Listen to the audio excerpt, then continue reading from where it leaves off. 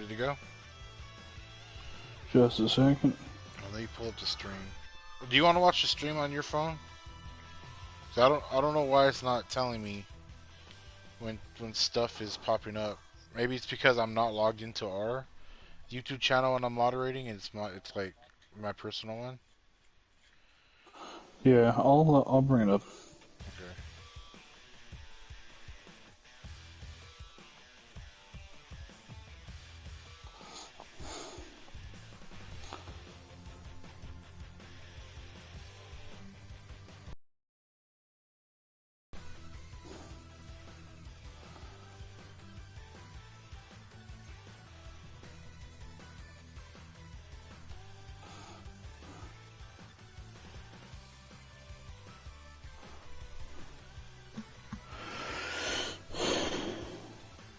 Alright, there we go.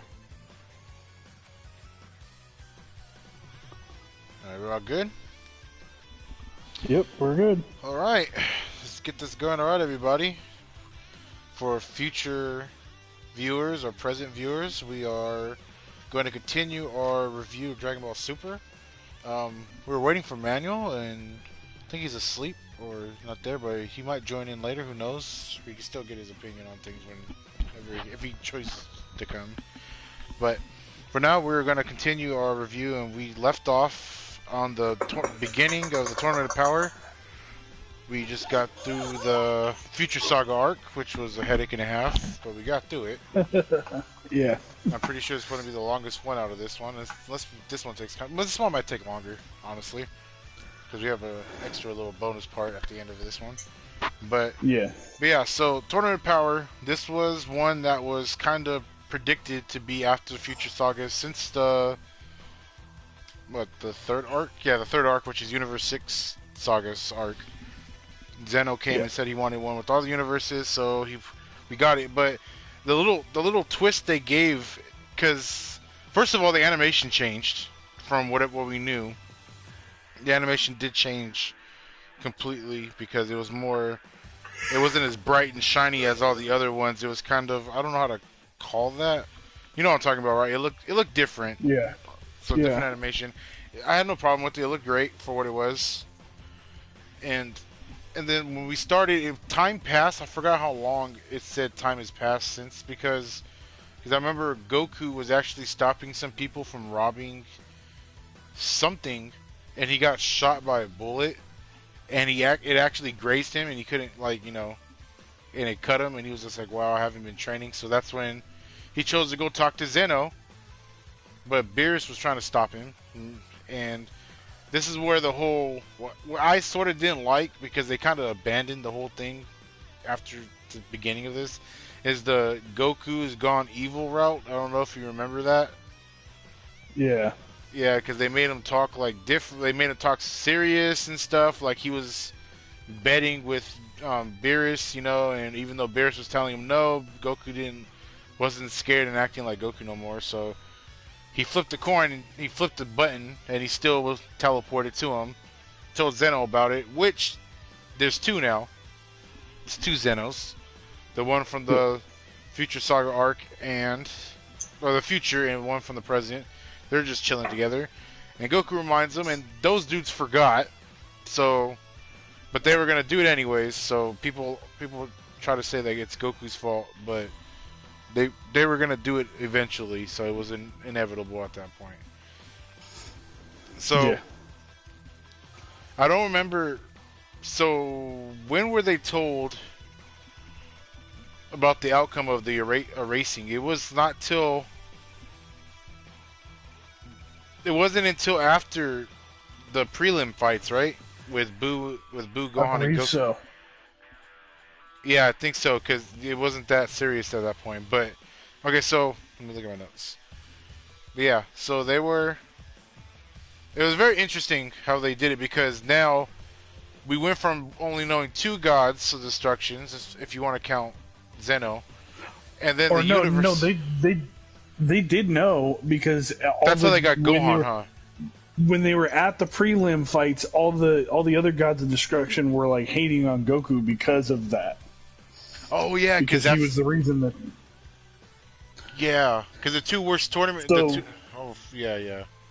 Okay. yeah, they explained what the rules were going to be, and then they said that they wanted a preliminary fight, and that because um, Universe, what was it, 7 and 9 had the least number of living beings in their universes, they would be the ones to fight against each other.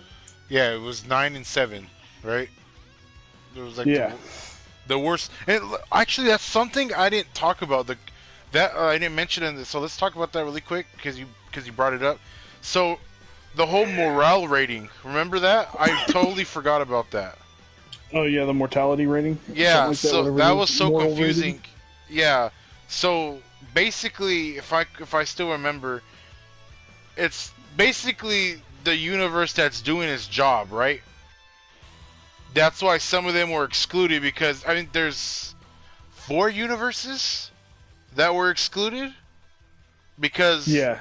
they were like basically on tap. You know, their gods of destruction were doing their job, and their Kais were doing their job, creating life and whatever. There was no problems, but everyone else had their issues, and we could clearly see them throughout this tournament of power.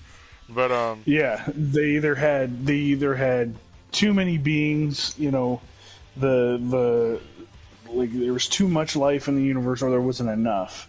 yeah, and they weren't And just it's doing their because job. basically the god of destruction and the supreme Kai are supposed to work in tandem with one another. Yeah, and our god of destruction is always asleep or eating, and then our Kai is inexperienced. So, Not so wait, exactly his fault. No. so yeah, so wait a minute. So was Beerus always tied to our Supreme Kai, or was there one before him? There was one. He, Um, I'm just saying he didn't die, right? Before when so the whole thing is the real confusing part for me is, so when we see these preliminary fights, that's when we start getting introduced to the other gods of destruction. yes, We see their angels, but we also see their supreme Kais with them. And it's only one Kai. But if you remember back in Dragon Ball Z, there were a total of 4 Kais, yeah, plus a Grand Kai. yeah. So like I remember you talking about. So that. you had a supreme Kai for each quadrant: north, west, south, and east. And then you had the Grand Kai, which was their overall leader. But they make no mention of this at all in Super. Yeah, And it's like, and it's like all of a sudden they create a whole new lore system for the Kais, and it's totally fucking confusing for me. It's actually one of the things that I think Toriyama screwed up in this one, in Yeah. Super. They need to release a book, like how Star Wars does when they make the movies and there's hella shit they leave unanswered, and they just have a book. That's what Dragon Ball. That's what Dragon Ball needs as a whole. That'd be pretty cool. They Yeah, have. That's what the Daizenshu set is. We need. It's supposed to go into the back. Yeah. No, they haven't made one for Super. I know that. Yeah. But I know yeah, they everything need about to. Total. They need to explain some shit with that Yeah. one, because I mean, I get, Toriyama will sit there and move on from characters that he feels that have no room to grow or he just doesn't care for anymore. Sorry, Launch. But it's like just this one. It's like he completely abandoned a whole idea and just wrote a new one, and it's totally confusing people. Like, because there's just absolutely no answer for that.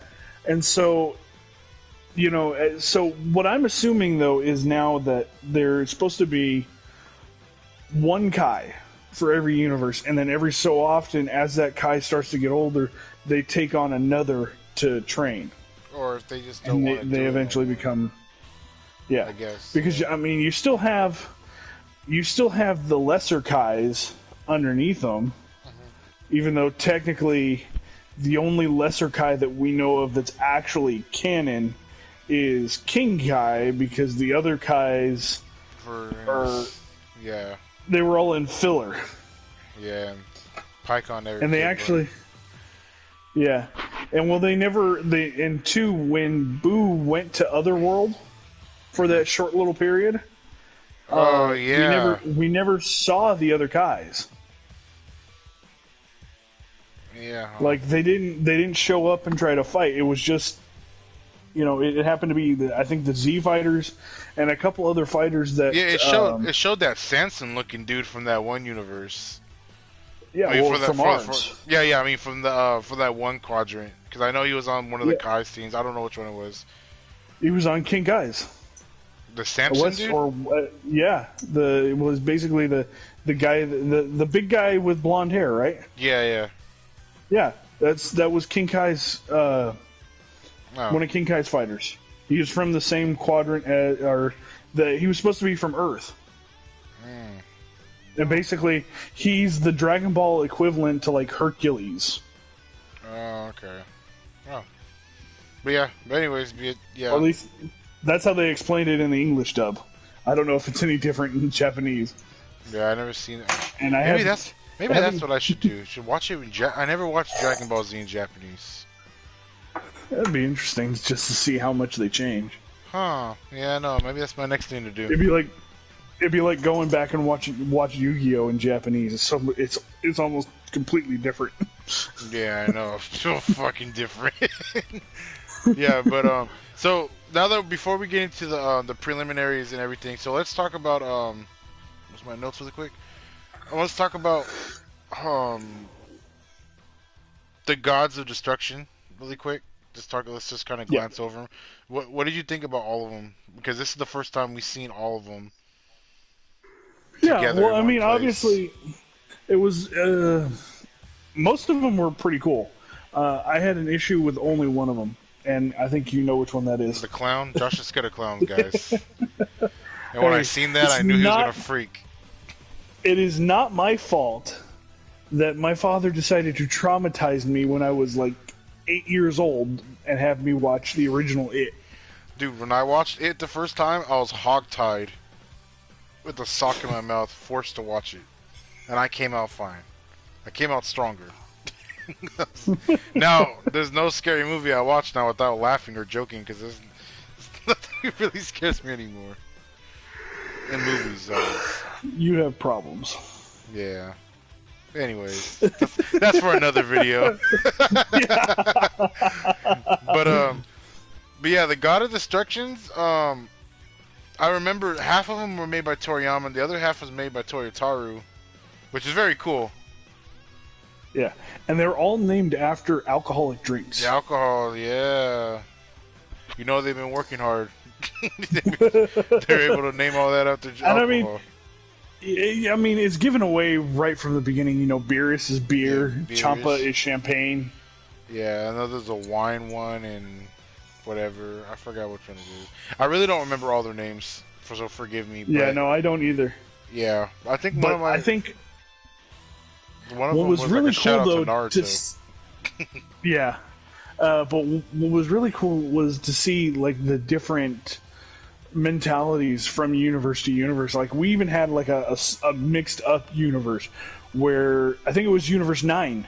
And their Supreme Kai is like super aggressive, but their God of Destruction is like totally laid back and chill. Yeah, timid. Yeah, that was pretty funny. Yeah, they did a good job with their personalities, because they honestly could have just made them like Beerus, I guess, and Champa, how they always argue, but they all had different personalities.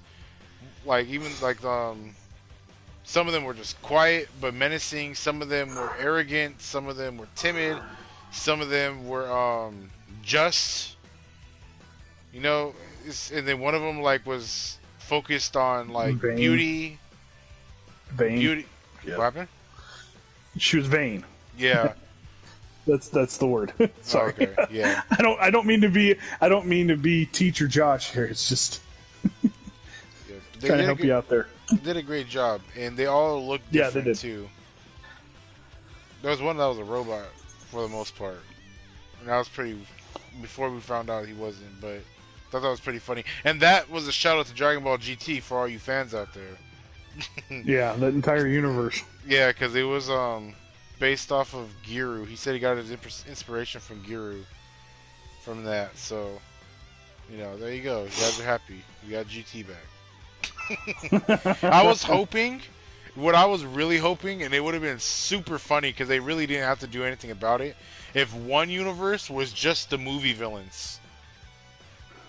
That would have been cool. That would have been cool. Slug, Turles, bro, Turles, Janemba, bro, that would be so crazy. That would have been so crazy. Android 13. Oh, that would have been hecka fresh just to have him there. Yeah, I don't, but the theories and stuff going into that was like, what, like they were like, was Bardock in another universe gonna come? I remember reading all of them, like so many theories about what, because no one really knew how it was gonna be done. Like they were just like different universes for the first time. Yeah. Like one thing they got right is that we were gonna see with Super Saiyans, like a female Super Saiyan, because I remember they were saying that. And we ended up it's about damn time. Yeah. It's been way overdue. But, yeah, the universe... I feel like I think, real quick, I think they actually hurt the character of Pan in GT by not allowing her to go Super Saiyan. Dude, they did a lot more to hurt Pan than that. No, I know, but I think that was one of the biggest things. Like the fact that they just, I don't know if it was because, like their explanation, it was because she was a woman or because she was, only a quarter Saiyan. Yeah. I don't know, but they did a good representation. Yeah, no. With here they did. Yeah, so for the universes, Khalifa is one of my favorite characters. Yeah, she's really cool. That's a lot of people's favorite character. But going with the Gods of Destruction and everything, so yeah, we've talked about the morality or whatever the hell it is. And there's two universes that obviously aren't doing a good job, and that's Universe 7, Universe 9. And so basically they have to face off as a preliminary fight, 3v3. So Goku has to go find 2 more people to fight. Tries to go to Vegeta. Vegeta's checked out because Bulma's pregnant.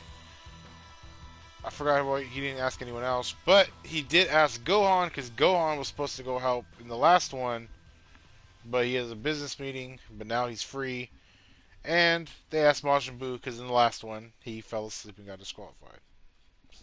So they picked him up, took him off. No test needed this time, and they're off. So the first one's probably my favorite. And that's Majin Buu versus Basil. So they're going against Basil, Bergamo, and Lavender. Yeah, there you go. And Lavender. The three. What's their name? Three Los Lobos. The Trio de Danger. Yeah, there you go. Trio de Danger. Yeah. Trio de Danger. Yeah. So they're like a group team kind of thing, and they're all wolves, and it's very unique too because now we're getting to different like species and stuff, because apparently you couldn't sense their energy, sort of like how you can't sense the androids' energy. None of their energy can be sensed, so they couldn't size them out to be like, oh, we can totally take them. So there's a lot of caution going into it. So Majin Buu was up, and Majin Buu was just playing around. Hercule was there too, because Hercule had to go with them, obviously. His father had to be there. And, at first, Majin Buu's just playing around. Like, he's not really taking anything serious. He's fighting, but this dude, Basil, was going off. He sort of, like, doesn't use his hands at all. So it's mostly just his feet. Like, sort of like a soccer player in a sense. He even shot Ki Blast from his feet. So it was pretty cool. And we haven't seen something like that since Goku did the Kamehameha wave with his feet in the World Tournament against Piccolo. Yeah, and then later we see Kaba does it too, so it's pretty funny. It's like they should have done that a long time ago. But it's cool that they're taking new stuff, because they, like I said, they could honestly just make them shoot like regular, but I'm glad they're playing around and just doing different things. And Yeah. so like yeah, so Majin Buu and everything, pretty good fight. Hercule, so Basil somehow makes debris hit Hercule, and that's when Majin Buu loses it. Because up until that point, um, Majin Buu was playing around, and nothing was really hurting him. But you know, Majin Buu is innocent, so you know he's not going out for the kill. I think there was a point where they shot a hole through Majin Buu, and Majin Buu just popped up. And then also they used the That was hilarious. yeah, they used an item. Basil used an item which is a fruit, which we all thought was a Shadow of the Tree of Might movie, because he ate a fruit that made him buff and stronger, and made him like a different color, like a darker red. So he was like a savage wolf. But yeah, but basically Hercule got hurt, and Majin Buu got mad, and you already know what happens when he gets mad. And that boy went off. He was done. Such a great fight. And then the Majin Kamehameha he did was a cool shout out, because that was in the games as well. Since Budokai 3, not Tenkaichi 3, but Budokai 3. That was really cool to see, and Majin Buu eventually won. There was no doubt, and that leads on to something later that I'll talk about. But second fight, Gohan's up. Everyone was super excited. Everyone was excited for that one. Really cool fight. It was mostly can Gohan do this kind of fight? You know, it was like testing the waters, because obviously he's been training with Piccolo at this point, but we really haven't seen him face anyone but Piccolo, because you know Piccolo's not going all out. So, and then why would you hurt his son? Yeah, you wouldn't want to hurt his son. But what's very cool about this character, so as we keep going, we see the different fun they're having with these character designs. Lavender is poisonous, so poison comes out of his mouth and his claws when he scratches you and whatnot. It's poison, so Gohan had to play a very defensive fight, because obviously you couldn't tell how strong he was, but he was putting up a good fight. Gas was everywhere from the poison, and at one point Gohan was blind, right? He couldn't. Yeah. Yep. Lavender blinded him. Yeah, and then he couldn't sense his energy, so you know that he was at a huge disadvantage. But Gohan went Super Saiyan, but as you found out throughout the battle, Gohan going Super Saiyan with the poison kind of accelerated to be worse. Yeah. So he knew that he had to do this, and he kept using it, which was pretty risky, but it paid off. Yeah, because he was actually using the energy waves coming off of him from his Super Saiyan transformation to sense where Lavender was. Yeah, and that's very cool too. See, it's stuff like that, little details like that, where they show you using powers you would have never known they could use like that. So it's really cool, and that's how eventually he did a seismic toss from Pokemon like Charizard, and grabbed Lavender, and they both face planted into the ring, and there was a double KO. So it's one win, one loss, basically. Oh no, it's one win and a draw, and then the next one wins, and it was Goku. So you know, leaving it at a cliffhanger like that, we all knew that Goku wasn't gonna lose. But they were playing. Bergamo did a pretty good thing, where he tried to preach that Goku's the reason why they're all there. Goku's the reason why, you know, the tournament's happening, and you know, if we're getting erased, it's all Goku's fight. And he's talking to all the universes, not just to, you know, his own. And he's trying to get everyone to be on his side that's all right. Be on his side to where, you know, if the tournament actually does happen, which I'm pretty sure at this point it was, that they should all jump Universe 7 in a sense, because it's Goku's fault, or just jump Goku. But you know, Goku and Goku was playing along. Like, it was pretty funny, because a lot of people were like, is Goku really going evil? Because he did play along, and he was just like, oh, you think I'm evil, huh? Well, I guess we can't do anything but find out. So they fought, and Bergamo's little trick looks like his brothers or his friends or whatever they were to him. He became a giant. And it was pretty cool, but eventually, you know, that didn't stop Goku from anything. Well, he was also able to absorb punches too. Yeah. So I think it was every time Goku punched him, he got like Either he Bigger. got stronger or he got bigger. Yeah, and we're getting bigger like like a giant. So it's sort of like a great ape. Because I think it got that big at one point, right? Yeah, Or- he got huge. Yeah, and Goku found a way to beat him. And so that was the preliminary match. But I forgot how Universe 11, they had a special person accompanying him, which his name is Topo or Top. If you watch the English If you're dub, watching the English dub. whatever you prefer, Topo. So, yeah, and they wanted to test his strength because he didn't like how Goku was basically risking it all, because in Universe 11, they have a justice system called the Pride Supers who help the universe and blah, yada, yada, yada. Power Rangers, basically. Yep. And, he wanted to test Goku's power, and Goku's like, I bet. Really cool fight. It was a really cool fight between the two. Goku was actually in a bind where Topo's sort of like a grappler with his because he has his big arms. He sort of looked like Dr. Robotnik, and a lot of people agree with that.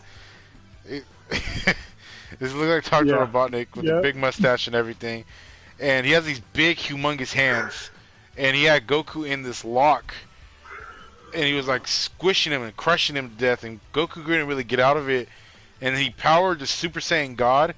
Now, it's different in English and Japanese just for the type of sound he made when he went in Super Saiyan Blue. I'm sorry, not God. Same thing.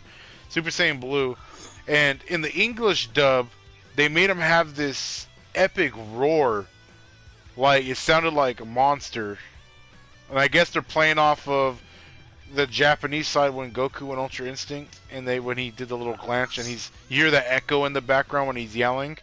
I guess they try to mirror that, but make it sound like an epic roar. So that's in the English dub. But when he went Super Saiyan Blue, all the gods were surprised that someone could use Divine Ki like that wasn't a god already.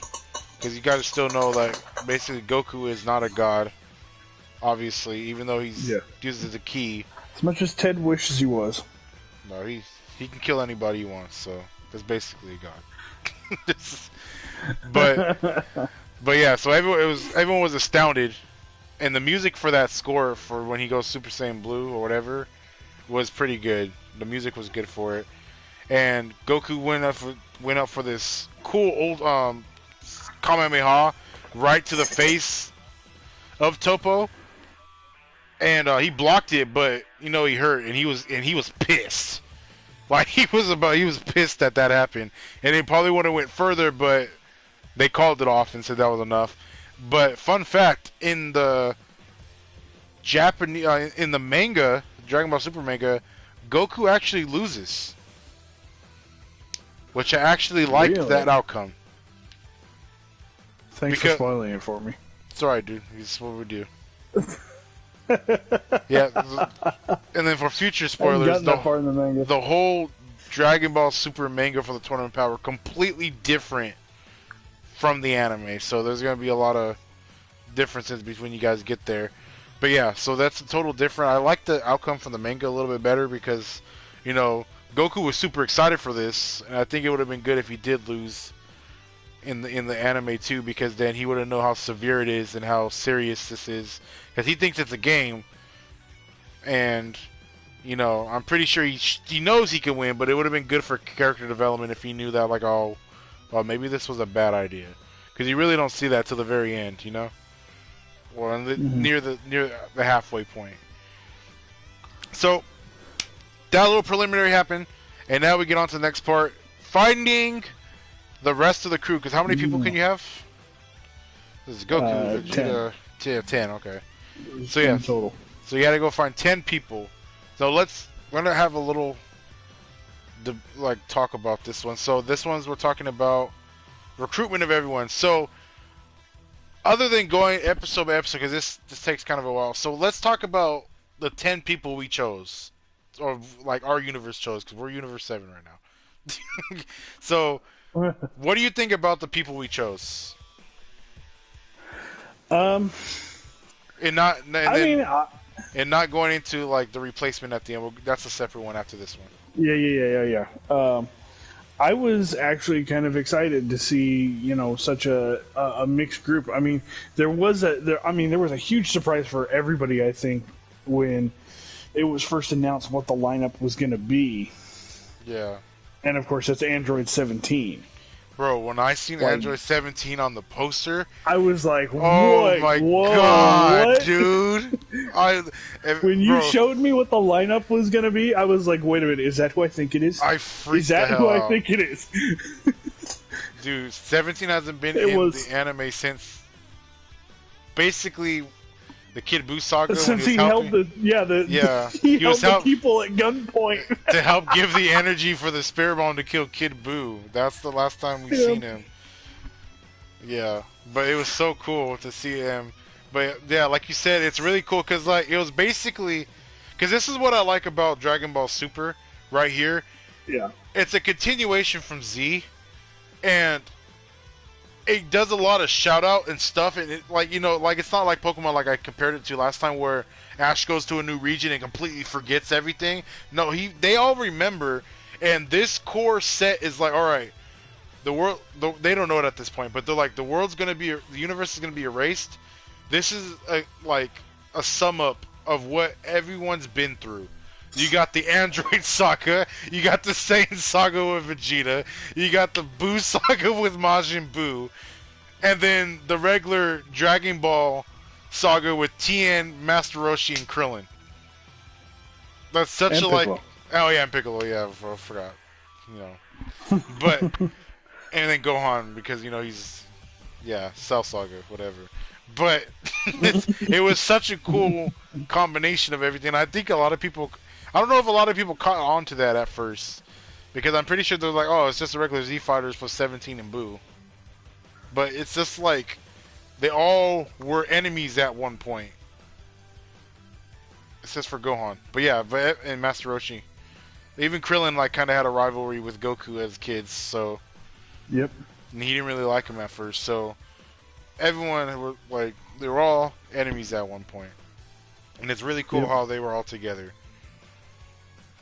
Yeah, but I was pretty excited because they all have all their little like recruitment stories that I don't want to go super into because they're for time stakes. But yeah, Goku did test some of them, like he did test Krillin a little bit because I know Krillin was kind of doubting himself. Yeah, and then he tested Gohan. Yeah, he tested Gohan. Yeah, and he tested... Oh, bro, he didn't need to test that. 17 was testing Goku at that point. Bro, that fight was so cool. Yeah, 17 went all... Bro, because, like, a lot of people were like, oh, wow, was he training? Like, do they not remember that they have unlimited stamina and energy? Like 18's, like, right there. But... Yeah, but 17 was really doing that work. He was really strong. And they're not completely robotic, so they can actually train and get stronger. Yeah, they could. Yeah, exactly. It's like 18 doesn't really do that. But no, because she's more concerned with being a mom and a wife. Yeah, she does criticize Krillin sometimes for her being stronger than him, but not in a mean way. Yeah. No, it's no. She really does love Krillin, and. And you actually see that in back in the Golden Frieza saga when Krillin gets called to go fight with the rest of the group, and he asks her to shave his head, and then he's like, "All right, I gotta go. Catch you later, babe." And he flies off, and she actually so cool. legitimately, she goes, "He's so cool," and it's like it's not sarcastic or anything. Yeah, that's just how she is, like how she talks, but. Yeah, but yeah, the other fight with Gohan and Goku, that was a good one, and it was pretty funny too because they tried to make it a 2v2, and it was Piccolo and Gohan versus Tien and Goku, and fucking Gohan punched the fuck out of Tien, and Tien was like, "I'm out," like. Even when they announced the match, like he was like, "What about 2v2, me and Piccolo versus you and Tien?" Tien's like. That don't seem fair. Like, that don't seem fair at all. Yeah, but it was a good fight. Where Gohan had to try to test himself and push himself. It's one of those moments where I wish we could have seen Team 4 Star's interpretation of it. Yeah, you would be like, what the fuck? Who agreed to this? Yeah, Tien was a good one on Dragon Ball Z Abridged. I liked him. All the little comebacks him and Vegeta had. Oh yeah.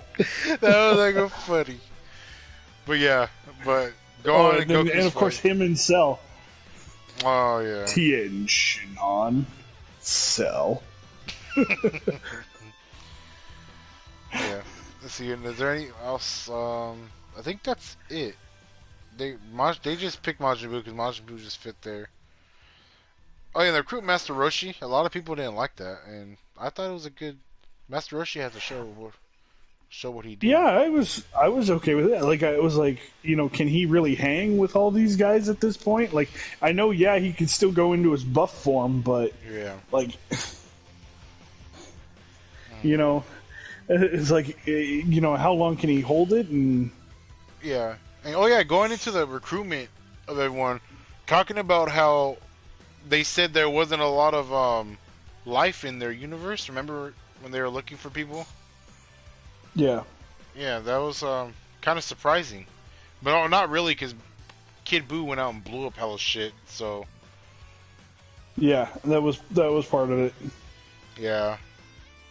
And so Now, but can we for a quick second though, can we talk about the big change that happened with Boo?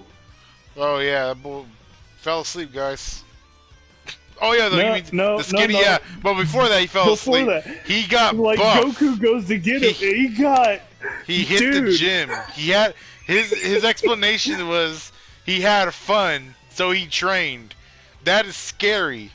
In Yeah. like a power dude. He So- looked like he was Super Boo. So, you remember back in Z when he's running around by himself in that city, and he kind of messes up. He sees the poster of the really supposed to be the really good-looking guy, and he, Yeah. like, messes up his face and changes it into, but the rest of his body's It was just all fat. still fat. Yeah. So this time around, the rest of his body all matches with that good-looking face. Yeah, but he kept his own. It's pretty funny. Yeah, and he actually gave Goku a run for his money. He basically quote unquote eliminated him. If you would have thought about it, the barrage Yeah. move, and he pushed him out of the space into the ground. That was very good. I was very excited, but now we can go on to the next thing.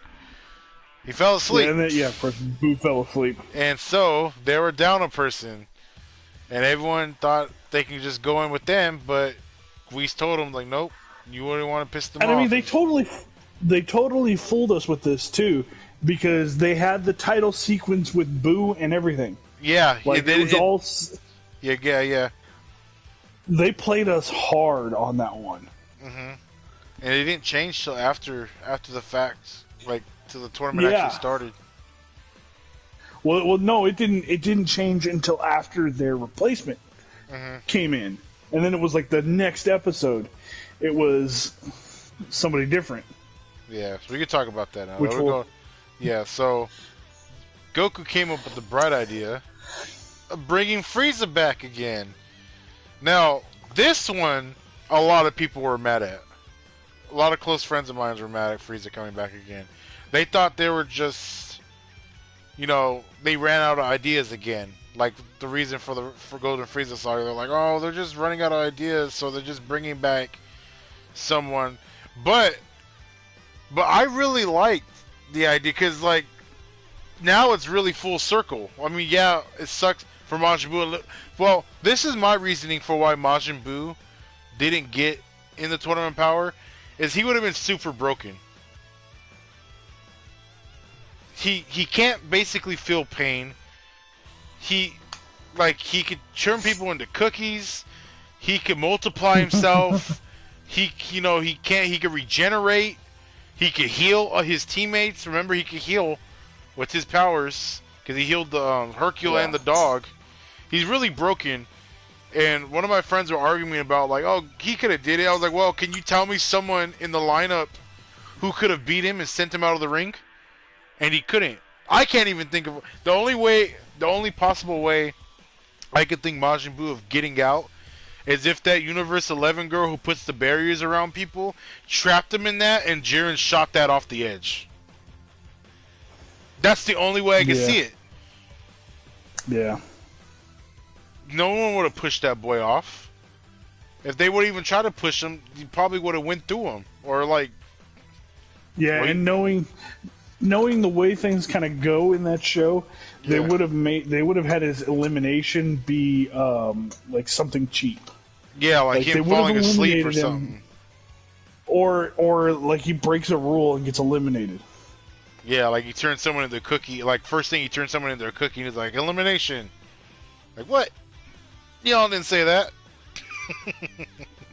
Yeah, because didn't they put in did there was a no killing restriction, right? Yeah, no killing restriction, no outside items, but we know how that went. But yeah, there was no killing. Yeah. Yeah. And then of course no flying.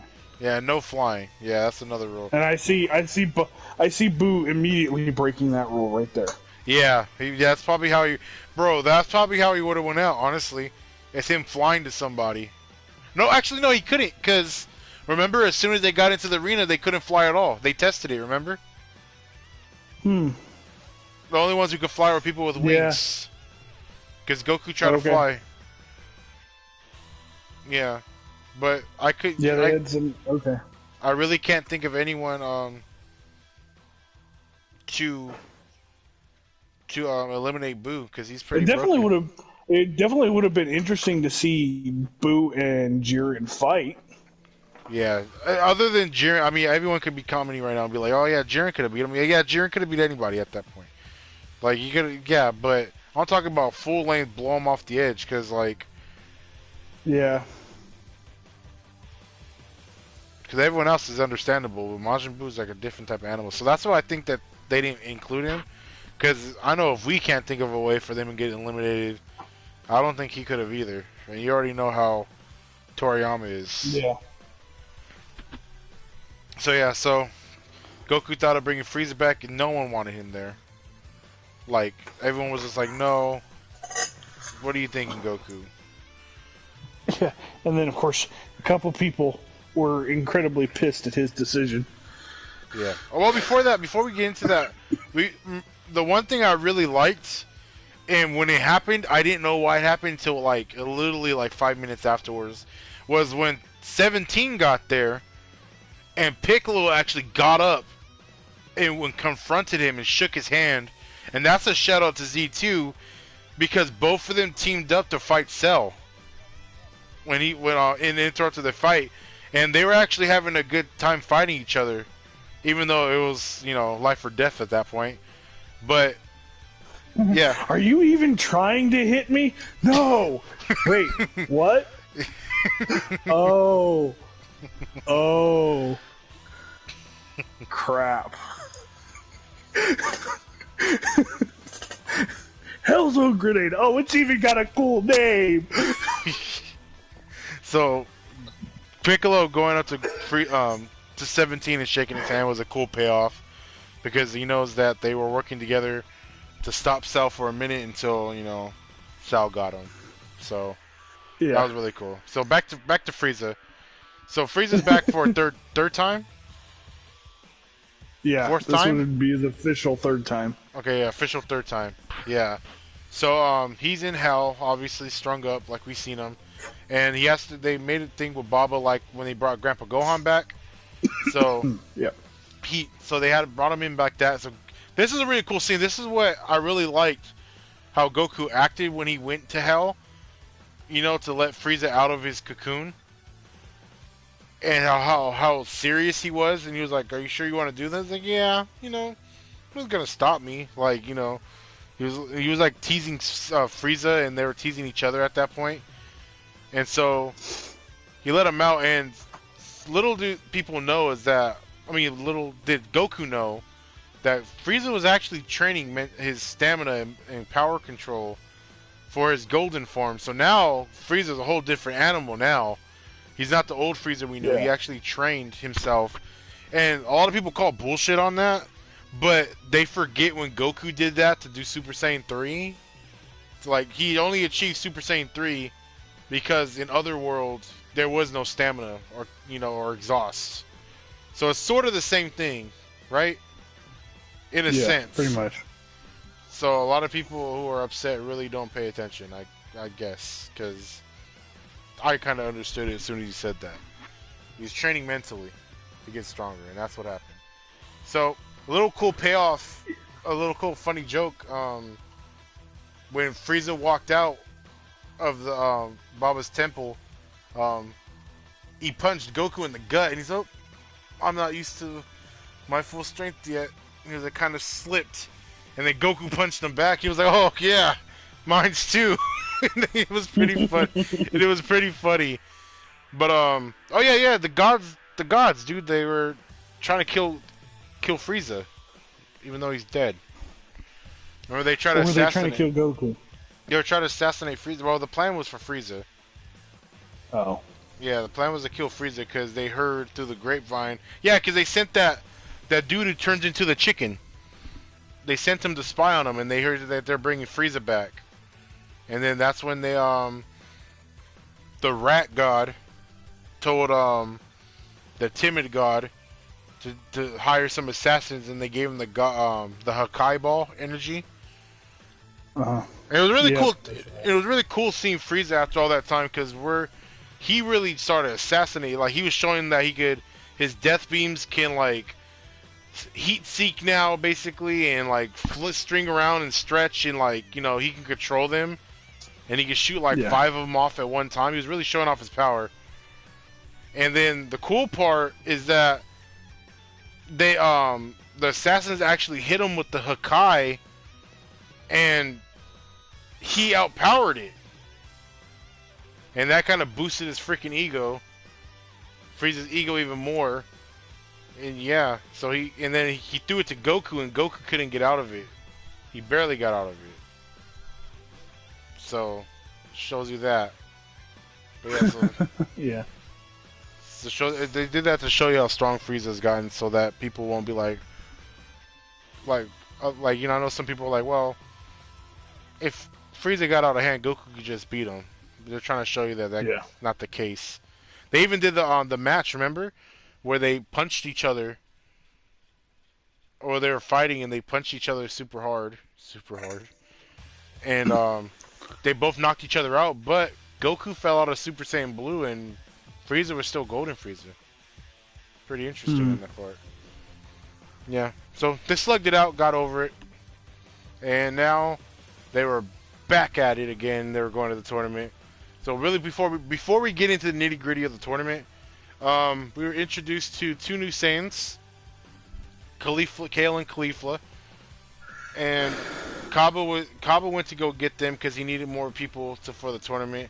And Caulifla was like a leader of a gang, right? Yeah, something like that. Yeah, like a biker gang or something. Yeah, so she was a leader of a gang. She was very talented. Yeah, she was really talented and skilled. So that's why she was recommended. And Kale was just like her entourage, I guess, and she was timid. Yeah, and that tube top that Kale wore, that Caulifla wore, didn't leave a whole lot to the imagination. Oh yeah. And she was wearing like some baggy sweats or something. The character design was really cool. This is the first time we've seen a female Saiyan since the Bardock movie. Back then. Yep. It's the first time we've seen them in completely different clothes they had on. Mm-hmm. Versus the Saiyan armor.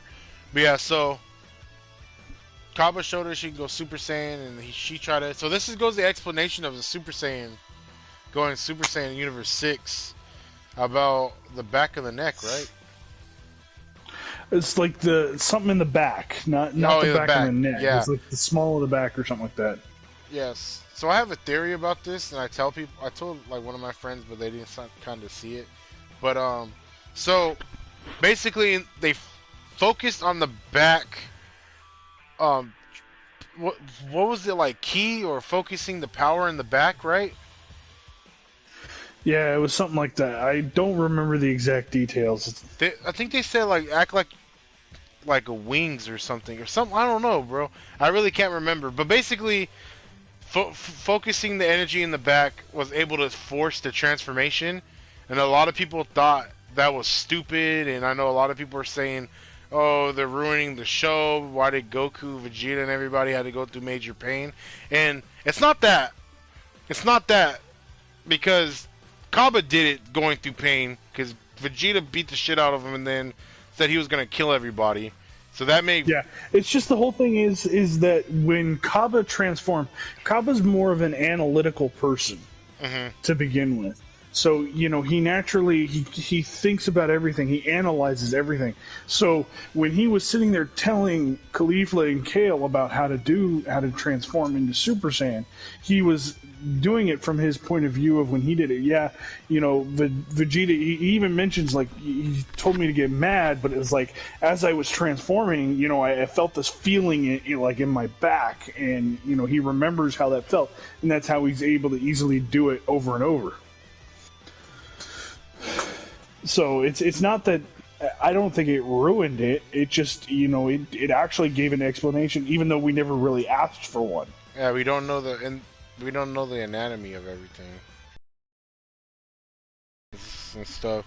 But I have a little theory about this. So I think that my little theory of it is that when they first introduced Kaba, they talked about how the Saiyans were strong, and that they're always out there fighting to protect everybody, and that no one ever went Super Saiyan. So I feel like with them, they're so strong because Caulifla is super strong, right?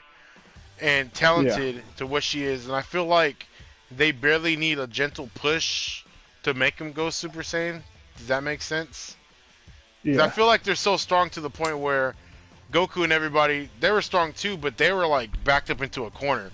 Rather, they thought they won. Krillin got blown up. Vegeta basically lost it because, he basically didn't care anymore, and that triggered his. Trunk lost Gohan.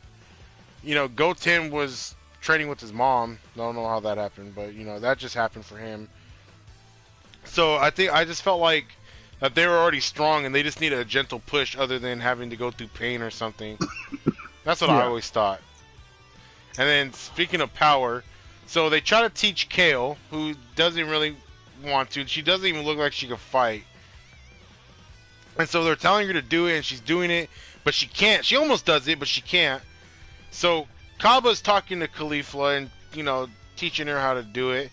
And Kale gets kind of upset that she's talking to Kaba. At this point, Kale is her, doing air quotes, sister.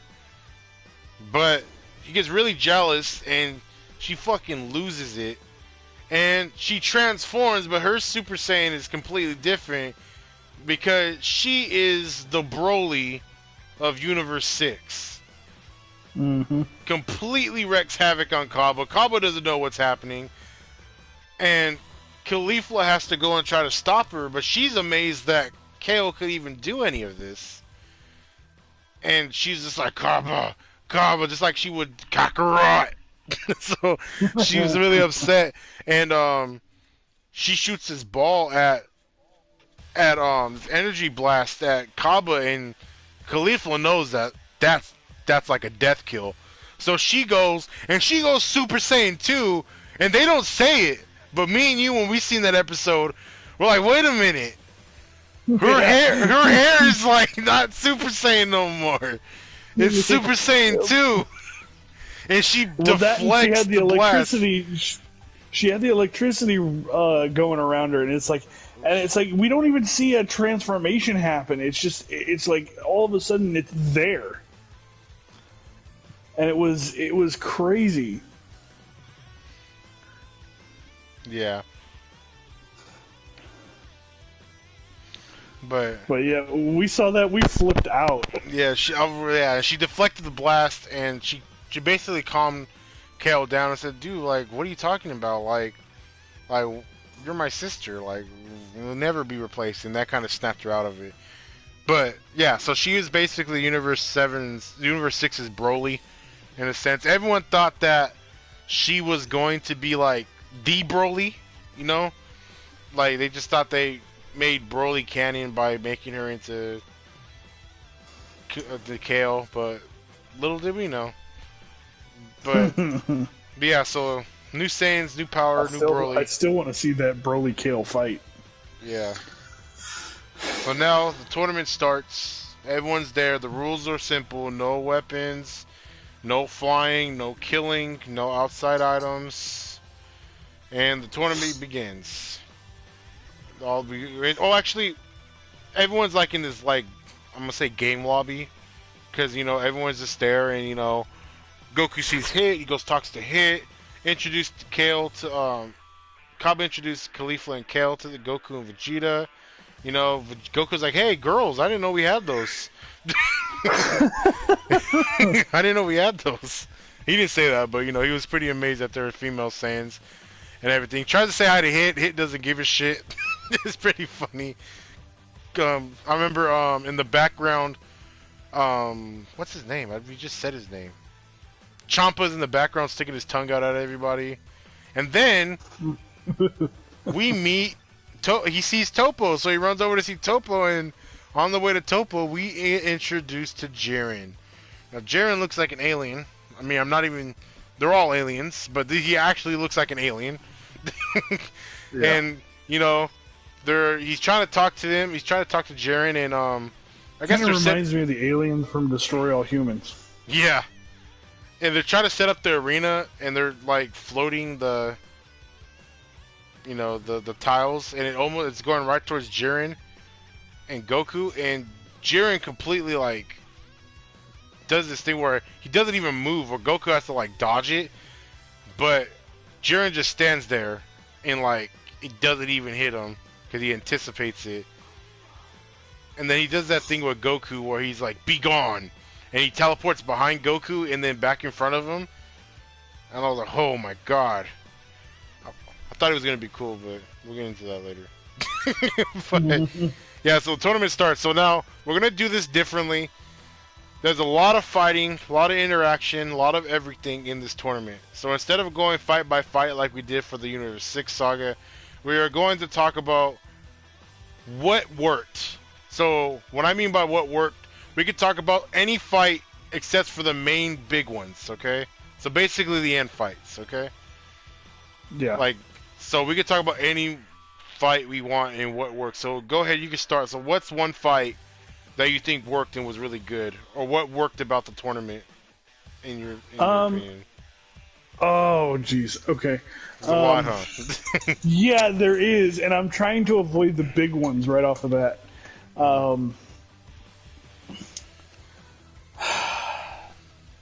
Would we count Ribrianne as one of the big ones? Yeah. No. Okay. She's not. No. Big ones are like like Jiren and Goku and like Vegeta's stuff. Yeah. Basically So Ribrianne and her group, they come from the universe with the god that looks like the Egyptian woman. Yeah, It was Universe like 2. just concerned about beauty. Yeah, Universe 2. Yeah, okay. I forgot what universe, but it was like they have transformations that they can do, and it's a big nod to Sailor Moon. Sailor Moon, owned by Toei Animation. Yep. Yeah. Pretty cool. And I mean, it was a little off-putting to see Ribrianne's transformation, because she goes from this like cute little schoolgirl into this big Big woman. Yes. It's like I'm trying to say it right and not be offensive to anyone, because I try not to be an asshole. Doesn't always work, but I try not to.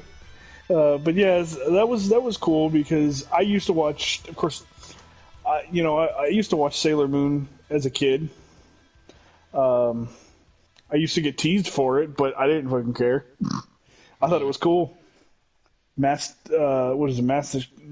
tuxedo? Or tuxedo mask. Tuxedo Mask. Yeah, tuxedo mask. So that one was cool for me.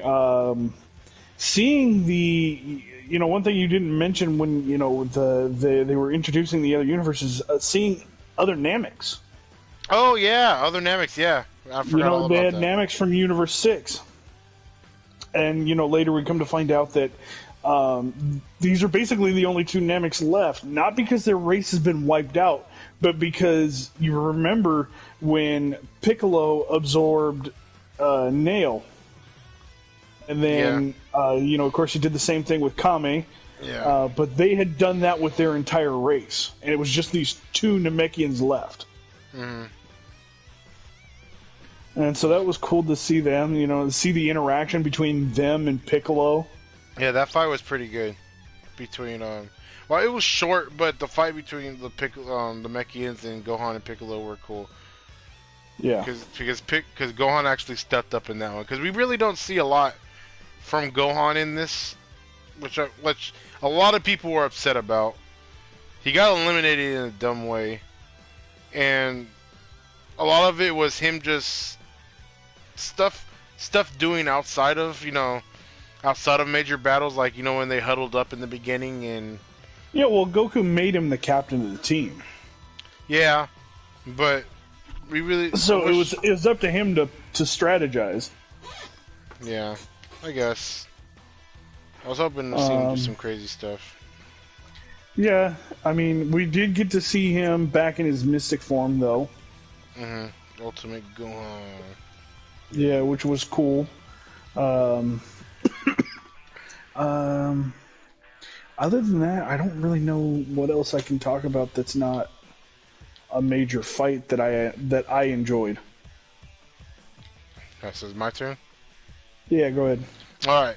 So one of my favorites, what I liked about the tournament is obviously we got to see a bunch of different universes, and we got to see their like what they were about. Like each one was unique and different. Like not one was the same, I guess you could say. Yeah. Which is really hard to do if you're trying to make like a battle royale kind of tournament. Oh, by the way, it's a battle royale tournament. I don't even think I had said that. Like it's all tournaments versus everybody. So I mean all universes versus everybody. So, but one of my favorite fights was with Master Roshi. Master Roshi actually trained. Oh yeah. He actually trained, and he trained to be to resist women because that's his weakness. And he actually fought two women, and he actually didn't fall for them, and he actually beat them, which was very cool. He sealed one away and threw him out of the arena with Mafuba, which was allowed because it was cool. Shout out to Zeno. And he had a real good fight. I think he eliminated 3 people, I think. And one of his big fights was with the green kid from Universe Rat. The God of Destruction who looks like a mouse. And he was toying with them, and the dude couldn't land a punch, and he even transformed into this big rooster, which I didn't see coming. And he was keeping him at bay. He was dodging everything, and dude couldn't land a hit. And Master Roshi was going on like, "Oh, you're predictable, dude. Like you haven't trained and everything. You're really predictable. You're not gonna be able to hit me." And he does a cheap shot, I think, or I think he just did a barrage and it actually hit Master Roshi, and it stunned him. And he did a lot of other cool stuff. I think he did the Mystic Cow, as well. The drunken whatever he did against Goku when he was a kid. He did that too, which was pretty cool. But yeah, the dude pushed him into a corner, and he actually had to go in his buff mode, and he was taking a lot of hits. Plus, the Mafuba takes a lot out of you too. Even if you're experienced like Master Roshi, he is older still. He's like 300 years old or something. But yeah, so he pushed him in the corner, and he actually had him pinned. And it was a cool shout out, and there's a lot of shout out to like the past.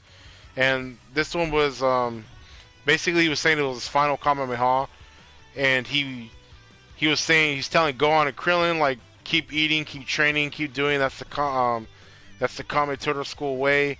And he just goes, "This is my final Kamehameha," and he knocks the dude out of the ring. That was such a cool scene to see, and I was tearing up when I seen it, even though I knew he wasn't gonna die because we know what's gonna end, how it ends, and Master Roshi was there. But got a reaction out of Goku, and he actually went to go help him, and he did die for a minute because of ki is exhaustion. Yeah, I don't know why I'm tongue twisted. And he died, and Goku gave him some of his ki to restart his heart, and he came back, and he still did stuff after that. It was pretty cool. He fought Frost, even though Frost was shooting him up. He actually did his best to fight off Frost for a while, which is pretty cool because at that point he's not as strong as Frieza, obviously, but you know, he was equivalent to Frieza as a Frieza, Mm. and he was able to fight him off. And eventually, Vegeta told him that it's best for him to. He told him he got his respect first of all, but Vegeta told him it's best for you to, kind of just get out because you're gonna end up dying again, and that's what happens to Roshi. He basically self-eliminates himself because, he's gonna go back to Key Exhaustion and rather die or worse. So, dropped out. Pretty cool. Yeah. But I do love Ree Brienne. I don't agree that she should have had that. She should have been there for that long in the ring, but yeah, she kind of annoyed me after a while. Like, yeah, because she it was like she really didn't do anything when she was there. That's what annoyed me. Because she would just come up and say something and then not fight, or it's not that she didn't want to fight, but she didn't fight. Like in the scenes she was in, or she was a background character and everything. And then 17 versus the other two girls from Universe 2 that oh bro, I played the deck in Dragon Ball Super card game. Not Rosie. Katsuna? Katsuna? I don't know. The one that looked like a cat. And when 17 was fighting her, it was a good fight because 17 was just playing around and it landed a good hit. And he got pissed and he fucking beat the shit out of that. No, he threw her out. And then the flying butterfly girl threw her back and it hit 17. And he got pissed and beat the shit out of that butterfly lady and kicked her out of the ring and then beat the shit out of the cat and eliminated her. That was such a good scene. And 17 was just treating her like one of the animals on his island. He said it reminded her of her. But yeah, the whole Ree Brienne group, I like Universe 2. And then the guys who were left and they got the clothes of Ree Brienne and everything, like the girls. That was funny. That was funny. And they shot Goku 17 and 18 in that big black heart. That was pretty good too, but Goku eliminated him. There's a lot of good stuff about this, like fights, even little things like... Actually, what else? I'm trying to think of other fights too. It was cool to see Krillin do something cool for a minute. Yeah. With 18. It was really cool to see him, work alongside 18. That was awesome to see the.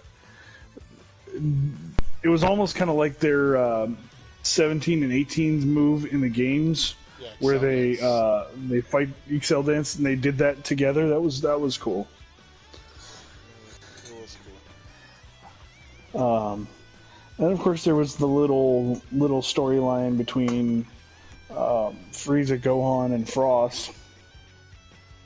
Oh yeah, where Frieza was basically made a pact with Frost, and it was right after the Master Roshi thing, and he went for he wanted to eliminate Gohan, but Frieza was like, no, I'll take care of him, and they were pulling their punches and shit, acting like they were really fighting, and Frieza turned on Frost and eliminated him. Told him, don't trust everybody.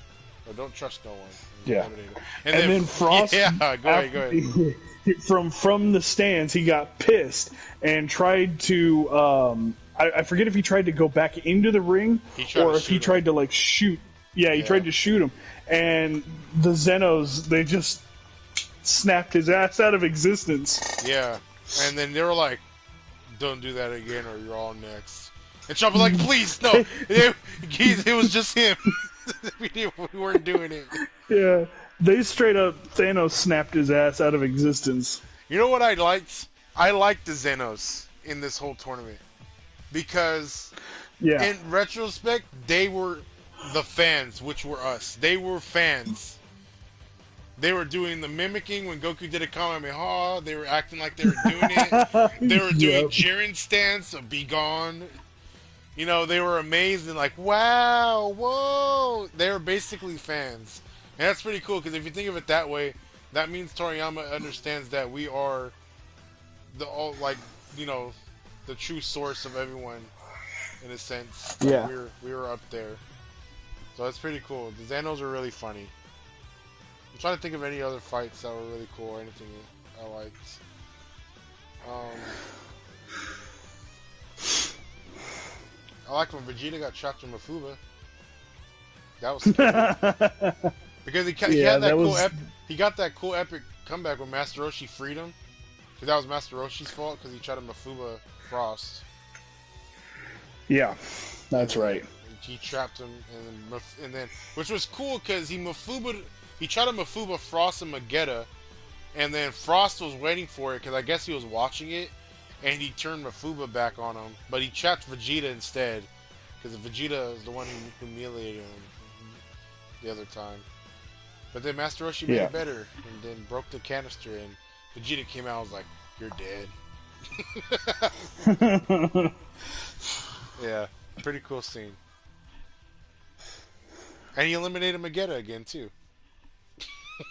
The same way. Well, yeah, because he knew how to do it easy this time. Yeah, you gotta remember because Magetta this time had Botamo on top of him, covering his ears when they were fighting. And then after Gohan eliminated Botamo, he melted rocks over his ears so he couldn't hear. Yep. I'm trying to think, is there anything else we're missing, like other than cool fights? Are we calling the robot universe a big fight? No, I guess we could talk about them. You mean the one that fused together? Yeah. I wouldn't say that's a big fight. That was just a wall they had to get over to get to the finale. Yeah. We could talk. That was a really cool one. It was more. There was a lot of different shoutouts. We're like, shout out It's to like Janemba and. Yeah, and except for a few key fights, though, it's like I remember them fighting. I just don't remember everything that happened in the fight because it's been so long since I've watched it. With I forgot what his name was, Azarazi or something. I don't know, Maserati.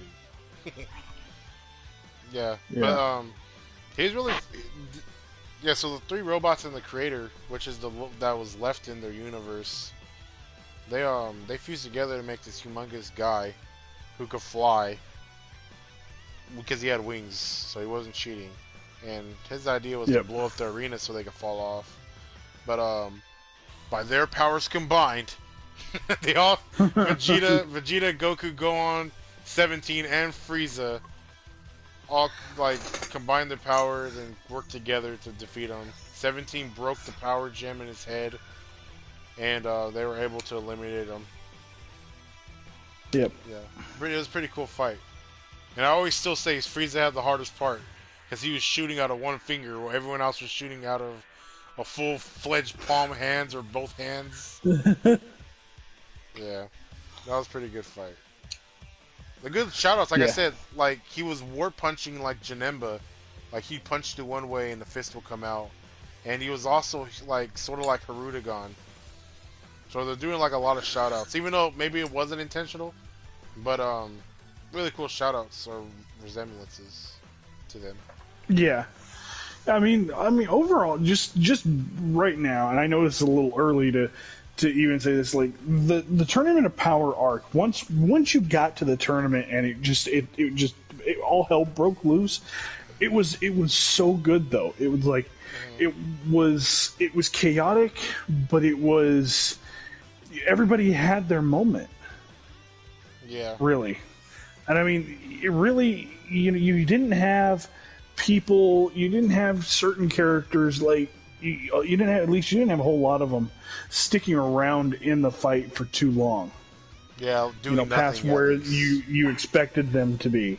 Obviously, like we both agree that Ribrianne probably shouldn't have been as long as she was.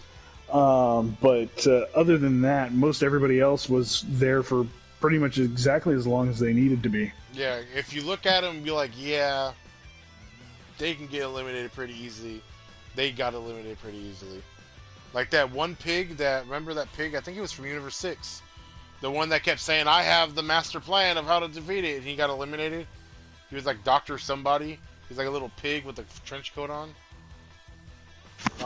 He got eliminated, but he got hit by somebody, and he got eliminated. We never knew what his master plan was. Yeah.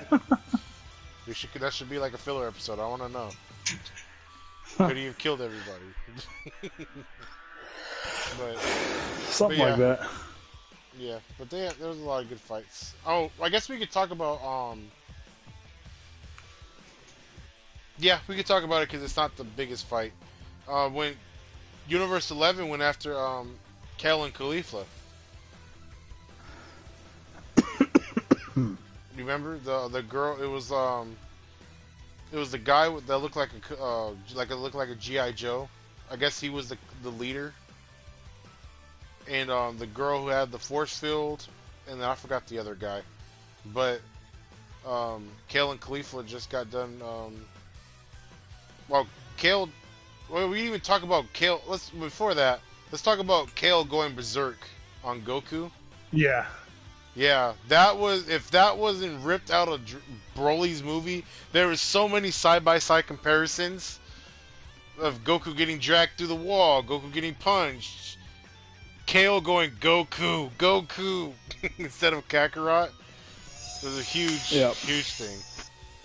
But yeah, she went berserk and everyone was kind of scared because no one could really beat her. And Goku was going all out. And then she somehow manages to gain control over herself and then goes Super Saiyan 2. Yeah, that was very cool. And she wasn't super buffed out. She was toned, but she looked like her normal self. It's something that we never seen Broly could do. And I'm pretty sure Broly could have did it, but he was too lost in what he was. And he became a monster. Yeah. And that's what they were saying that Kale was going to become. But Khalifa helped her tone it down and control it. And like she still went buff, but she didn't lose control. She was still coherent. It was really cool. And you know what? And I actually remember thinking, I don't know if everybody thought this or if it was just me and a few other people, but when I first saw Kale's design, I thought she was going to be in the same universe as the Pride Troopers. Yeah, because they even show her in the intro with Topo and them. I thought she was going to be a spy or something. Yeah.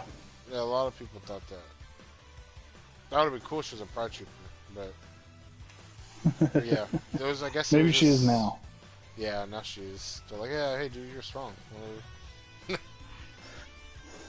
yeah, that fight was pretty good because that's when she learned how to go Super Saiyan 2. Yep. And then the fight with Goku, and then Jiren shooting her because he was getting tired of her running around. Didn't eliminate her though. Very weird how Jiren just chooses who to eliminate because he shot that same blast at everybody, and everyone he shot that at got eliminated except for like main people. But like Kale's the only one who just like landed back in the ring. So I'm just like, all right. Yeah. Oh, you know what I did like?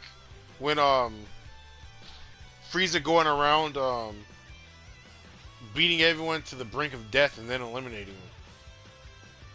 Remember what he did? That little yard rat from Universe 2? Yeah.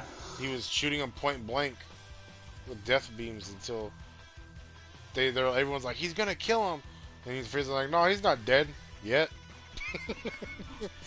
Bro, that's what I'll say about Frieza. A lot of people who don't like Frieza being in this, Frieza was like my favorite person in this tournament.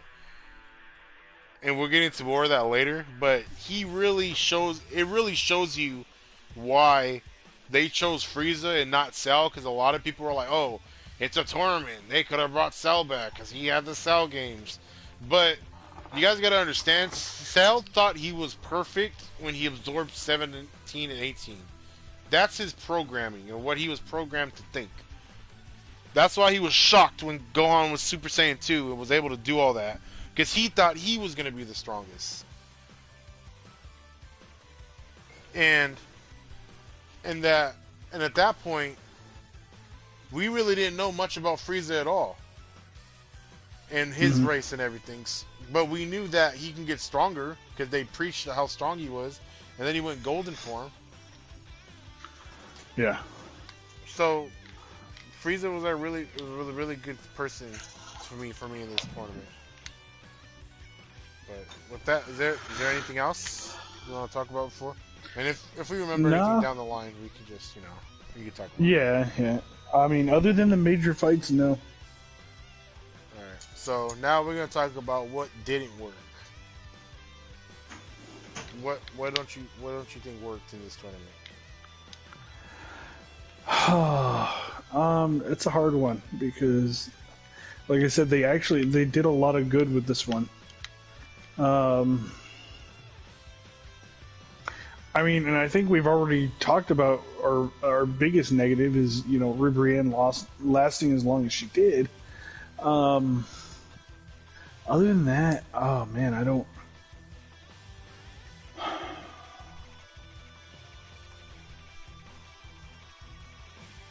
Well, you want me to talk about what I want? What you think? Yeah, yeah, go ahead. It might bring some things to mind for me.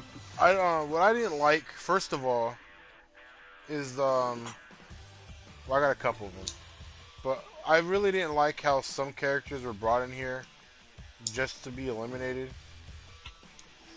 Like TN basically didn't do anything, and I'm a huge TN fan. And TN went up to Cell, knowing that he couldn't. Cell was strong, and he still went up and fought Cell to try to stop him. To be fair, he was just stalling him. There was no fight, but he was able to keep Cell at bay for a clean minute. The same guy who was training and went after Majin Buu. He wasn't scared. I mean, you know, he was scared. I mean, stronger than him, but he still went out and showed that he can do it. Same guy from Dragon Ball who was talented and retired freaking Yamcha and did all that stuff. And he's still the same guy in the Resurrection F movie where when Frieza blew up the city to show that he was there, said that he'll show Frieza something like I have to give Frieza something for that. Like basically he was wanted to fight him and he wasn't scared. And then knowing all that, and when Tien was saying he was going to be in there, even though he was human, I was really upset that he didn't eliminate anybody. I don't count a self-sacrifice as eliminating somebody, especially since he had to split himself in four, making himself weaker with his little shadow clones to eliminate the sniper. Yeah. I really was disappointed. Same thing with Krillin. Krillin did a cool thing, and as soon as he did it, he was kicked out over the ring by Frost. I was just kind of let down by how they just brought them in here just because they're like Z fighters. They could have thought of other people, and I'll get to that in a minute. And I was also disappointed in Piccolo because everybody, and it's probably a writer's thing, because every other universe, not more than one, did some shape or form of a Hell Zone grenade. Yeah. There was multiple people who did like a Hell Zone grenade. And then when Piccolo did it, I'm like, alright dude, where were you at? Like, Piccolo really didn't eliminate anyone either. He really was just there to support Gohan. I mean, well, technically he did. He helped get the Namekians out with that fight. When he shot the special beam cannon to back him up. But the way he got eliminated was so disrespectful to him. Because first of all, he was the one that says he could hear somebody when he got eliminated by those little tiny people. And they dragged him off the edge and he was just like free falling like, ah. Like first of all, for someone who always used his stretchy arms, he could have grabbed the ring. Nothing stopped him from grabbing the ring. That's something like we're talking about a cop-out win. A cop-out loss, like we talked about Majin Buu. That was just something to get rid of him. Yeah. Piccolo's super smart. I say he's smartest out of everybody in the Z fighters. Like, there's no way. And this, going back to like Tien and them, I understand that they're fighting gods and beings from other universes and people with God Ki and people with unbelievable strength and Super Saiyans. And even Tien mentioned when he fought Gohan, like, there's no way he could beat a Super Saiyan. it's not about beating a Super Saiyan. It's about being stronger than him. Because I actually found a clip that I never noticed. I didn't remember until I accidentally clicked it watching Dragon Ball Z Abridged, and I clicked it. It was actually from. Is actually from the show. After Piccolo fought Cell and he revealed that he fused with Kami and Cell ran away. When Vegeta felt that energy, he didn't know who it was, and then when he seen it, he was so scared because Piccolo was stronger than him in Super Saiyan at that point. So Yeah. I'm not saying that Piccolo can get stronger than Super Saiyan God or whatever, but it shows the fact that they can get stronger and they can be stronger for a point in time, and it's like they could the recruitment arc with them testing everybody. I feel like should have just been a training montage with all of them. They should have taught each other techniques and worked with each other, and they should have did all this stuff with each other to help them get stronger. Worked in the hyperbolic time chamber. Whis could have sent them to that little dimension with Ki so they could do the stamina. It's just so, it was heartbreaking because I was hoping Tien would do something, especially when I'm telling my friends that, oh yeah, watch, Tien's gonna do something. And then he got out like that, and I'm like, oh god, never mind. No, I don't expect them to go to the end. You know what I mean? Manuel!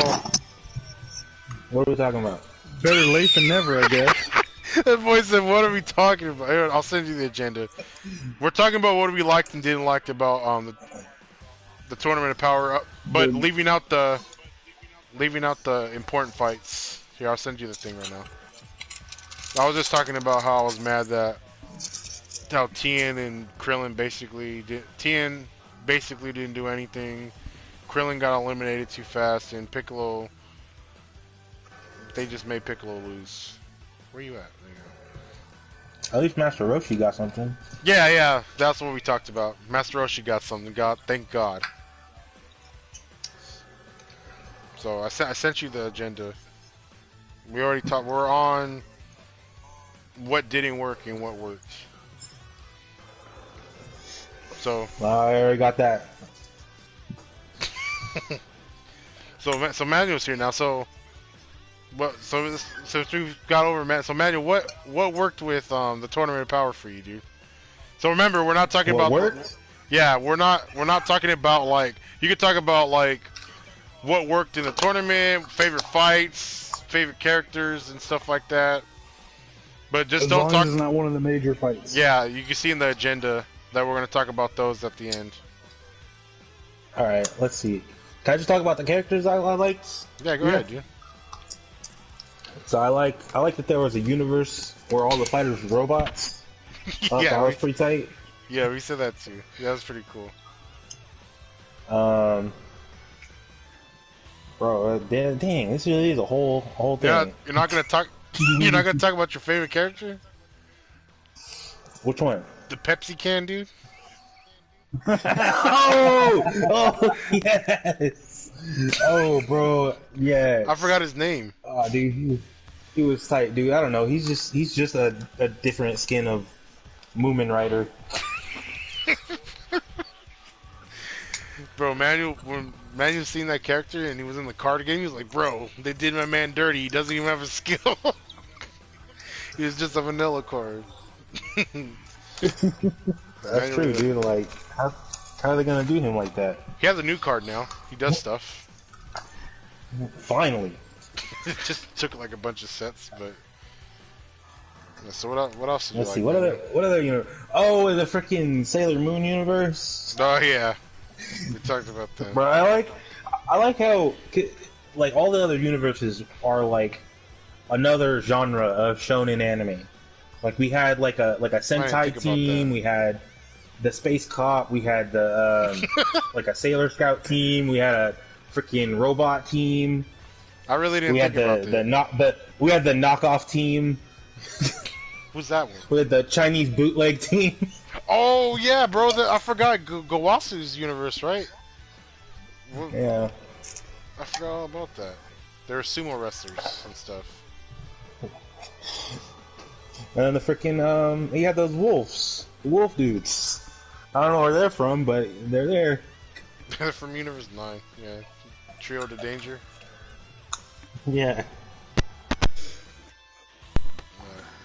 Let's see. Is there any before we go on? Is there anything else on this agenda you want to talk about? The ones we talked about prior. No. No. All right. So. Oh wait, one more thing I didn't, because we're on what didn't work. I didn't, because like going into like what I was saying that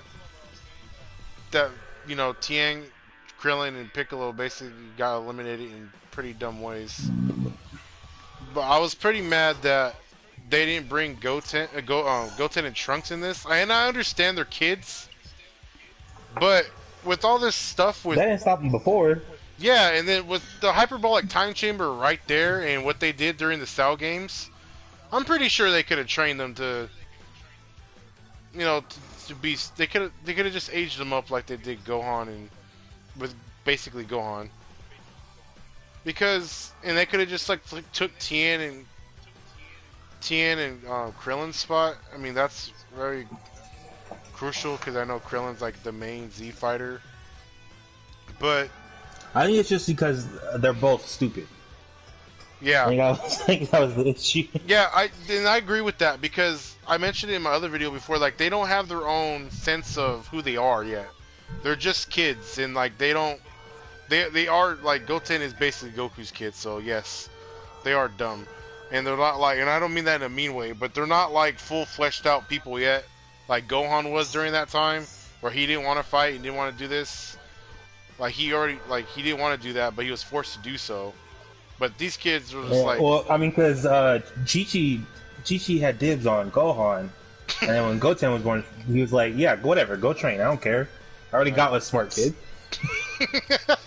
I already got somebody who's gonna pay for my retirement." Because look, look at this scenario.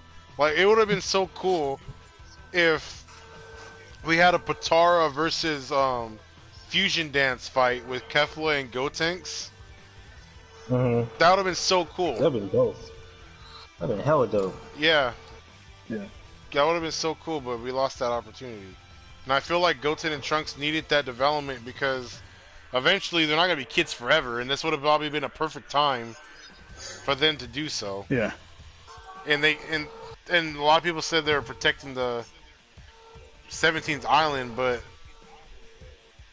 I mean, that was just something to get them out of there. Yeah, because he showed up to fight Frieza. Remember in the anime, they showed up to fight Frieza even though they didn't fight Frieza. They fought Beerus. No one stopped them then. Beerus beat everyone up. Bro, he knocked out Piccolo with chopsticks. Bro. Beerus literally like, let me have it. Their ass. Yeah, and Gotenks is like, oh yeah, bet. My turn. He literally bent them over a knee and spanked them several times. And knocked him out of fusion.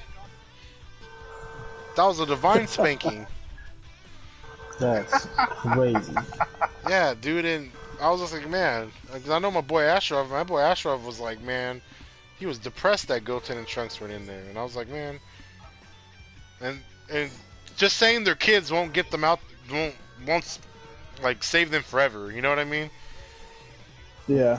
Because like eventually, Gohan stopped being a kid, and they're like, oh fuck, well, go kill Cell. Get out there. Go get him. You gotta do it. I gave him a sensu bean. You got him. So there's that. And then I feel like, and then also something I didn't like. We really didn't, as much as we tried to. They tried. We didn't really get to go in depth with the other universes.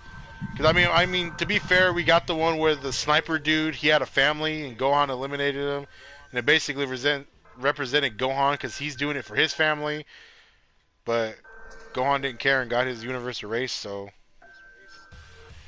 there's that. And it's like, I wish we could have got some more like backstory between, because like we still don't know who Hit is, really, what race he is or what made him do all this. He's just an assassin, and that's what they're just going with. And like we could have got backstory for a lot of these characters, and it's scary that we might not get them now. because like they just opened Well, like a can that's of worms. what happens when you introduce that many characters. Like you remember the Chunin exams in Naruto? Bro, Yes. half those people died, and we don't even know who they are anymore. Do you remember the Sound Village? Yeah, bro. They're That my was a favorite. village. It's gone. It's gone now. He is right. I know Josh doesn't know what I'm talking about, but same thing. It's the same thing as no. Tournament of Power. They had to survive the forest, and half of those kids died. Kids. Yep. It's rather by the forest or by other kids. It was a straight out Hunger Games. But yeah, I guess that's the thing. You know what else? And I kind of figured after watching these over, no other universe eliminated another universe. Universe 7 Really? eliminated everybody in some shape or form. And I get it. That's crazy. I'm all for like Goku and everyone eliminate, but if you think about it outside of that, that's pretty crazy. Like Universe 6 didn't eliminate Universe 2 in a sense, you know what I mean? Yeah, someone fell out, but what truly eliminated them was Universe 7. And I'm just like, man. I mean, and I'm all for like my team to be doing all this, but it's just like, I mean, obviously they were going to win, but it just sucks that, you know, it would have been cool to see some rivalry between each other and not just everyone just go fight Universe 7. Oh shit, they beat us. Well, goodbye. Yeah. Yeah, but that's dude. They were the big fish, dude. The big man on campus. Goku was friends with God. You know, like man. Hey, really quick, man. When we were talking about when we first met Zeno, I had Josh laughing at me because I was like, man, I thought Zeno was somebody's kid. Like I thought he was Jesus, like the son of, like I thought he was Jesus, and like that was God's kid, and they had to be nice to him. That was my elaboration with him. but yeah, but I guess it was because Goku. Everyone did want to just get them out. I mean, they were jumped as soon as they started. It's not their fault, but Yeah. still. Alright. Well, I mean, it's Goku's fault. Yeah. It's Isn't too it strong. always? It's too strong. Yeah.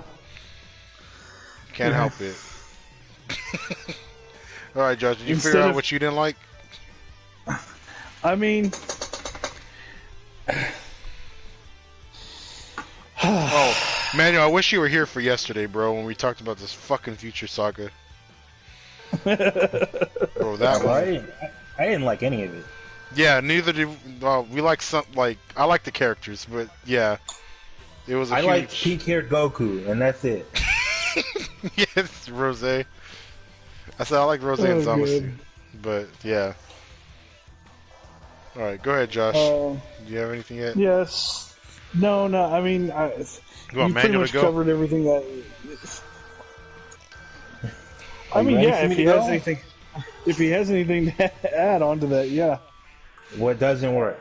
Yeah, what didn't you like, or what did you think All right, was let me dumb? start. Let me start with the top of the list. We got Jiren. Number 2, Jiren.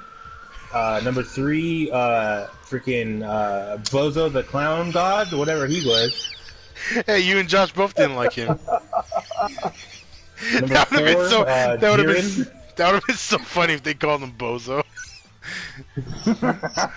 Oh God of Destruction's And- Bozo. And number 5 is Jiren. So there we go. So, I mean, should we talk about Jiren right now? We didn't talk about in-game Jiren, but you know, I mean, the end of like what happened. But why elaborate? Why don't you like Jiren for, Manuel? I thought you liked him. No. No. Don't you ever say that about me again. Bro, I don't know. Like, I like the rest of the characters in his little freaking Sentai Force. Like, Toppo was cool. Didn't they have like a speedster? Yeah. He was like the third one of them that lives, right? Yeah. Yeah, this is the rabbit dude. We just said his Yeah. name. What was his name? Dispo. Oh, Dispo, yeah. Yeah, bro, they were cool, bro. Like when you get to Jiren, okay, so he's not a villain, but he was like the antagonist of this arc. You know what I mean? Like he was supposed to be the big bad because we've already beat Hit, we already beat the other Frieza, we already beat Frieza, and like all these other people don't really matter. You know, like so he was like the one, and from a story standpoint, like he's just boring. Like his design is boring. He's just big and he has big eyes, and it's like, I'm like, come on. Like even Cell had better design. I mean, he looked ugly, but at least there was something, you know. Like Boo was pink, but he also just like screamed and hit his chest a lot. Like there was something there. Like a child. It was like ah. But Jiren, like he just sucks, dude. He's lame. And then, like, just to top it off, they're just like, oh, and he's just stronger than Goku. I'm like, but why? And then they give him, like, a lame-ass backstory, like, oh, all his family died or whatever. I'm like, bro, so did Vegeta! And Vegeta can't beat Goku? He's right. I'm like, what is this? What is they this did, they did sort of give, they sort of did give Jiren that generic backstory. He was just raised by an old man. Like that's it. It wasn't like the strongest old man. I thought it was gonna be Toppo. I thought Toppo was gonna be the one that raised him, and then that would have been cool. Yeah. Yeah, but Jiren was kind of like you couldn't relate to like I could relate to some of the villains in Dragon Ball Z, but yeah, unless I just want to be buff and take steroids, I can't really. There is because like I don't know, like they all had character. You know, like Frieza's a fucking Frieza's. And he didn't even talk until like the very end. Yeah. He literally said like 2 words, "Be gone," or "enough." And even like Toppo and them talked to him in full sentences, and he didn't even answer him. So I was just like, man. I mean. So the one thing I gotta give him is that like I did dislike him. So like when it got to the fight where like you know where Goku did his thing and he was just getting like wrecked, I was like. Yes! I was like slow clapping. I was like, yes! God, yes! I thought you were gonna be like, man, that's not fair. Goku, give him, give him a chance. I was like, no. I'm like, end him, end him. You're the guy in the stand with the sign. Give him the chair. Put him in the ground. Alright. Did you find? Is there anything else, Manuel, you didn't like, or just Jiren? The thing I didn't really like I've been thinking about it. Like I understand why, because it's like interesting that they did it when they brought back Frieza and they chose Frieza to fight with them. I was like, I get why. Like I understand. Mm-hmm. Like why the writers decided that. But like in universe, I'm like, why bring back a freaking crazy genocidal maniac? Like he's not even like. I don't know, like he doesn't seem like the person to be reasoned with, you know, like he's super selfish and he would absolutely fuck everyone over if it meant fucking up everyone else, even if he fucked himself over. He's like, yeah, whatever, fuck it, you know. At that point, I would have brought back Cell. Like I feel like you could work with Cell more than you could work with. Yeah, they're basically brothers. They have the same DNA. Yeah, he was like, because I swear to God, if you brought back Cell. And you told him, like, hey, they're trying to wipe out the whole universe. He's like, hey, that's what I was gonna do. I mean, fuck that. I can't let him one up me. But dude, like, I feel like with Frieza, they brought him just because, like, you know, like we talked about it earlier. Like, Frieza is just like the main bad guy. Yeah, he's iconic. Yeah, so I'm pretty sure that's why. And plus that, we really didn't know much about him. And they gave him the golden form knowing he can get stronger. And like I said, like Cell was already perfect, thought he was already perfect. So like, I don't think he would have been like... Oh, bro, he just got to eat some more people. That wasn't against the rules, right? Could he have ate people? No, that's basically killing them. No, because he could spit them back out. Oh, wow. I forgot about that. Josh, does that count? Wait, what? Manuel said that Cell could eat people, absorb people still, and then spit them back out. So does that count as killing? I mean, Can he absorb other people besides 17 and 18 though? Yes. He did The it. games GT. don't count. Yes. I don't see why not. He did what? He GT? eats people. He just eats them. Well, yeah, he stabs them and then drains their energy. I don't know. I don't know if he can just straight up spit them back out. Well, we've seen him reproduce, so he spit out Cell Juniors. Would that have been cheating? And when he got his ass kicked, he spit out Android 18. Yeah, but if you notice the way he absorbs 17 and 18, and we're on a completely different tangent here, the way he absorbs 17 and 18 is completely different than how he absorbs other humans. Well, if you really paid attention, he didn't absorb them until way later after he had already eaten the people. So therefore, and also they didn't have any energy levels. So why would he do that? But I mean, like if he found and there's a whole universe of robots that he could eat. They're like androids. Bro, I'm crazy.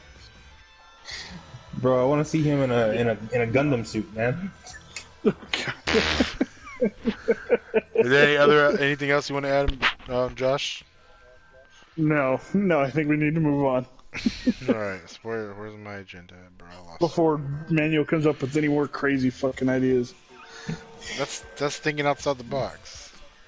So Akira Toriyama's listening, he's writing all this down, and he's like, alright, Tournament of Power Part 2, I got it. Yeah, Cell's there. featuring bro. Cell's there. Let's bring Bardock back.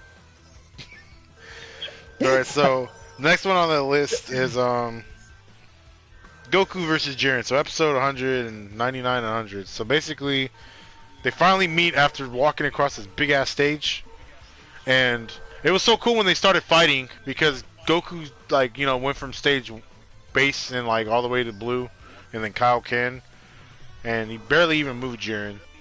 So what did you guys think about the fight with Goku and Jiren? Oh, bro, you already know my opinion. Yeah, I mean, Manuel over here hates Jiren, but the fight was good. If you're taking it just on face value with, two characters fighting, it was really awesome. It was, it's the first time we really get to see anything from Jiren. Yeah, we got to see little bits here and there, but, we actually get to see him committed into a fight this time.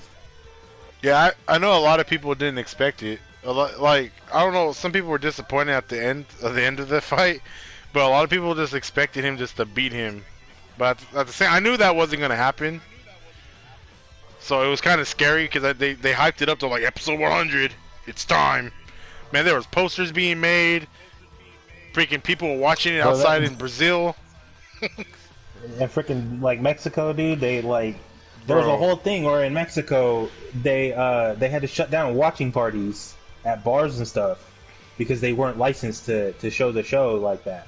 So instead of doing that, they're like, oh, we're just having a Saturday party, and then outside they just set up a projector to play the Dragon Ball Z episode. Yeah, I'm like, dang, it was really a big thing. Yeah, it was a really big thing. I really liked it. I liked the when they were fighting. And they were traveling through the the tournament, like the arena, and you could see like other characters underneath them watching as they passed by. Mm-hmm. It was really cool. And I didn't like how Ree Brienne ran into. This is what I'm talking about. She should have been out a long time ago. But like Ree Brienne was fighting Goku, and then she ran into Jiren, and then she ran away from him. Bro, Jiren should have kicked her out right there. That would have been it. Yeah. Get out of my way! A new challenger has arrived. That would have been perfect. But it was a really good fight, and then we got to see Goku do the Spirit Bomb, which I don't know if it would have even worked on him because is Jiren even evil? So doesn't the Spirit Bomb not work on people who are good? I don't know.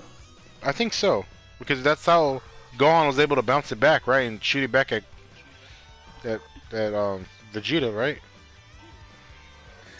Yeah, I'm not entirely sure. I sure did fuck up Goku though, but hey, yeah. So it was cool to see him to do the Spirit Bomb in Super Saiyan Blue though. That was cool.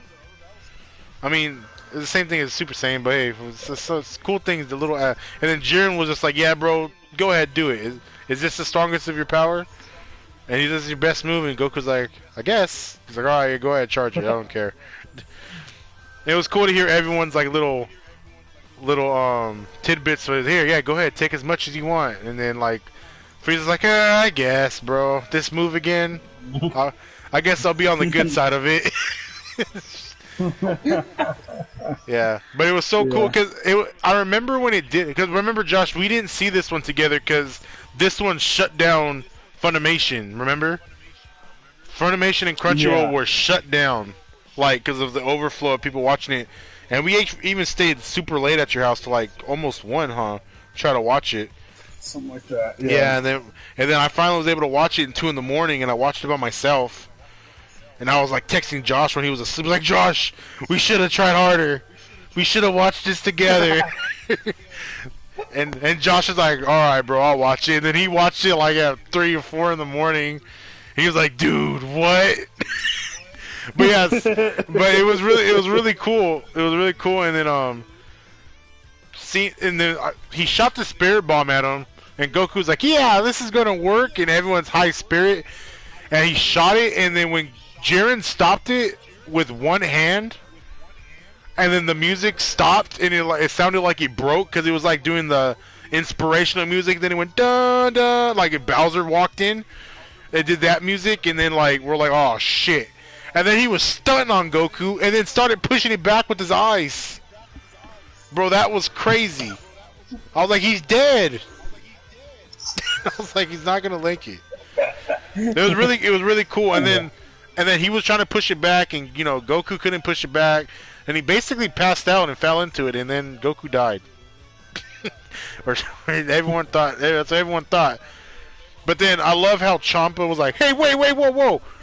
He killed him. Get him out of here. He cheated. And then Grand Priest was like, nah, son. That was Goku's own attack. He shouldn't have done it. He's like, oh, you right.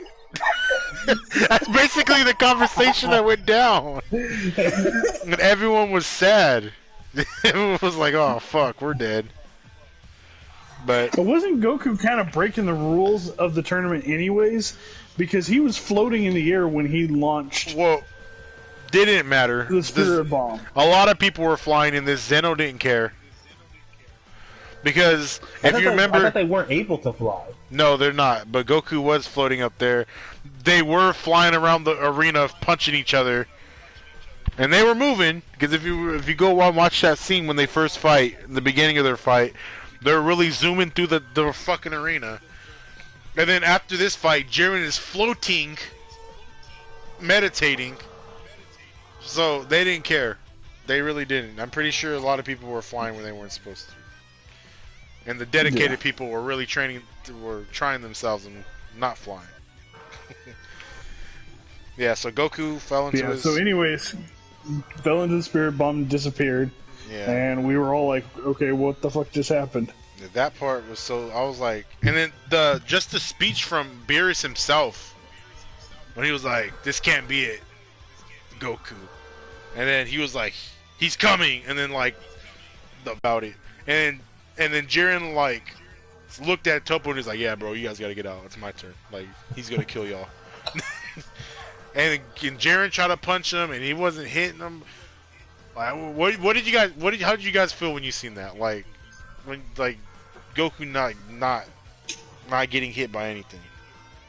It was so intense. It's like, it was like far beyond anything we'd ever seen before, and it was just So one thing that obviously we as fans of Dragon Ball have come to understand over a period of time is that what we're seeing on screen isn't like real time. So like these people are moving so fast that really an episode of Dragon Ball, even though it's like a half hour real time, it maybe goes through like 5 or 10 minutes in their time. And it was just sometimes not even 5 minutes. Some of them are like seconds. And it's like the Tournament of Power was supposed to be 1 hour, and we had like 80 episodes. It was 48 minutes or 45 minutes. Yeah. And it's just all of a sudden Goku is he's moving on a whole new level, and it was just it was like I didn't know how to comprehend it when I was first watching. I was like, what the fuck is going on here? And the fact that he wasn't talking through the whole thing, he didn't say a word. Like, man, Goku was done. He was like, you're not gonna make me look stupid and fall into my spirit bomb. You're not gonna make me look like Frieza. I'm killing somebody. he was like, I'm done. That was so cool. Like, Jiren couldn't land a hit. And then the reaction from everyone in the crowd, too. Whis was having an orgasm because he was like, he did it! He did it! And then, like, everyone's like, did what? He was like, he's finally letting his body think. And Beerus like, oh, hell no. It's not what I think it is, right? And he was like, it is! And they're like, what is it? And it was like, Autonomous Ultra Instincts. He did it. Everyone's like, alright, bro. And then that's when Whis told him, like, basically, he's reacting, his body's reacting without him thinking. The spirit bomb, him resisting the spirit bomb and death basically helped him break his shell and break open to help him access his power, which a lot of people were confused about.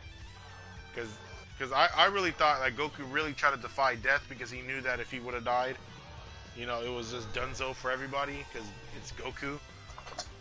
Yeah. It's sort of the same way how in the movie when Beerus shot the ball at him and he kind of ran out of like strength, and then you hear in the back of his head he hears everyone screaming for his name. I feel like that's him breaking his shell too, but not completely. It's just like cracked and then over everything he's been through, and then the spirit bomb just hitting him. A lot of people thought he absorbed the spirit bomb. Remember that? That's what I thought. Yeah, everyone thought he absorbed the spirit bomb, and that wasn't the case. Because he was the same color as it, a little bit. Yeah, but then we said that he was kind of worried because he was the steam, and that was, bro, I was tired of hearing that throughout the tournament. The steam, there's the steam, and basically that was basically him running out of energy, and he tried to do this one final hit. Oh no, he landed one hit. Remember, yeah, because at this point he wasn't landing hits. He was able to just like block Jiren's hits and dodge hits. And he landed, I think it was 2 knees to the chest, right? And then he shot him point blank with the Kamehameha, and then he bounced off the wall and tried to punch him like a dragon fist, and everyone was at the edge of his seats. Everybody they showed as a close zoom up was everybody watching this episode at home. Like Beerus was like on his feet, like everyone was closing their eyes. The fucking clown Bozo was about to pull his hair out, bro, and then you hear an explosion, and Jiren caught him, and bro, that was the end of Goku for a minute. Everyone was upset. They were like, why didn't Goku win? Like, bro, the show just started. He can't just kill Jiren and then beat Jiren and be like, alright, who's next? That's what I wanted. I wanted him going. But yeah, so Goku got caught by Jiren, got blasted. Did you guys think that was gonna happen? What did you guys think when they clashed like that? When Goku like jumped off the pillar, and what did you guys think was gonna happen? Oh, I didn't know. I was just disappointed that he didn't like explode. Like I wanted him to like one punch man kill this boy. Like I was done. I was done with him. I'm like, can he just be over? Like, can we cancel this whole thing? Man, fuck Jiren. What do you think, Josh? Yeah, I had no idea what to expect either. It's just, like I said, this was a whole new territory for us. Yeah, something we never seen. Like nothing trumped this. It was just like, it was amazing. Yeah, I mean, like we had seen Goku achieve new power levels before, but it was nothing ever on this magnitude. And then you had the debate. Was this a new transformation or was this a new technique? That was like something that was going on forever. Because they were like, is this a transformation? Is it a new technique? They compared it to Be Still Like Water, like from Bruce Lee and everything. Mm-hmm. Remember? And then they even showed some moves that I'm pretty sure kind of inspired it. Bruce Lee was doing the same thing Goku was doing. Or Goku was doing the same thing Bruce Lee was doing, sorry. They're doing the same thing. And it's not the first time that Bruce Lee took inspiration, or Bruce Lee was inspiration, because I think Master Roshi was supposed to be Bruce Lee. in a way, because I remember they showed him when he was younger. He looked just like him. Yeah, and then of course, he took what was the name that he took in the tournament? Oh, Jackie Chan. Yeah. Okay, well, but Jackie Chan was actually he used to be a stunt actor for Bruce Lee. Yeah, Bruce Lee knocked him out. It was really cool to that point. So, let's see, where's my notes? So yeah, Goku basically lost the first round. He said, "I'll catch you on the rebound, cuz," and that was it. So now we have all right. So we got the rest of the major fights. So what's the most recent fight after that one? It was the Kefla one, right? I think so. Because I know Vegeta's was at the very end. I mean, let's talk about the Frieza Dispo and Gohan fight, where they did the cage match thing, where Frieza was fighting Dispo on his own and everything, and he trapped him. Gohan told him to use strategy and said use your death beam to make a cage match like WWE, and basically Dispo and Gohan were fighting in the cage because Dispo was too fast at this point, so they had to somehow contain him. You guys remember the whole fight, right? Like most of it. Vaguely, honestly, it's been a while. And basically, at the end, even like it hurted Gohan. Like Gohan ran into it like he didn't know they were there or something. So I'm like, oh, cool, great. And basically, Gohan got Dispo in like a full Nelson, and he's like, shoot me! And Frieza's like, oh, thank you. And Frieza like blasted both of them off. How do you think that was such a cheap way for Gohan to get eliminated, or you think that was just right? I think it was right for Gohan's character. I'm just tired of people sacrificing themselves to get out of this damn ring. I mean, at the same time, Dispo was too fast for them. But I don't know. I would have loved to see. I mean, at the same time, thinking of it, I don't know how Gohan would have survived. Because at this point, we're just getting rid of the people who wouldn't survive against any other characters, Because Gohan, out of everyone who was left, which was Frieza. Oh, we didn't even talk about Ribrianne. Ribrianne got eliminated. 18 sacrificed herself to do so. Oh no, she didn't. She sacrificed. How did 18 get out? I don't remember. Yeah, I don't remember she sacrificed herself, but I don't know against who. She pushed 17 out the way, and she says, "You need to survive to help. My time, I can't do much." Because she hurt her leg, remember? And 17's like, ha, human. Yeah, I mean, he didn't say that directly, but that's basically what he implied when he was like, "Oh, you hurt yourself." That sucks. What a fucking loser. Couldn't be me. Yeah, but I forgot. But basically, it was just 17 Frieza, Goku, Vegeta, and Gohan at that point. And we already know what Frieza can do. We already know what 17 can do. I don't think Gohan would have been able to hang if we went any further with him. So, I mean, I guess it's probably a good way for him to go out. He was basically the leader, but we already knew that was his time. Yeah, like it does, like you said, it does make sense for him. Yeah. Tien should have been there, man. Gohan should have been out a long time ago. Man, Tien should have been there. That's telling you. Yeah, but so now we can get on to the cool fight. So Goku's basically resting and watching everybody. I don't know how no one jumped him, but he's just sitting on a rock or laying on a rock, and he's watching everybody. And when he's watching everyone fight, Kale and Khalifa come up. They want to know how to go Super Saiyan 3, and Goku's basically. And this is a point where, if you guys remember, we didn't mention it at all, and that's horrible on our part. Oob was mentioned before the Tournament of Power, when they showed him who he was and yeah, he everything, was. and they were talking about Goku mentoring him. He was like, "I'm not a teacher type. I'm not really one to teach." But at this point, he's basically teaching Caulifla and Kale while he's fighting them, and we never seen Goku do that. Kind of.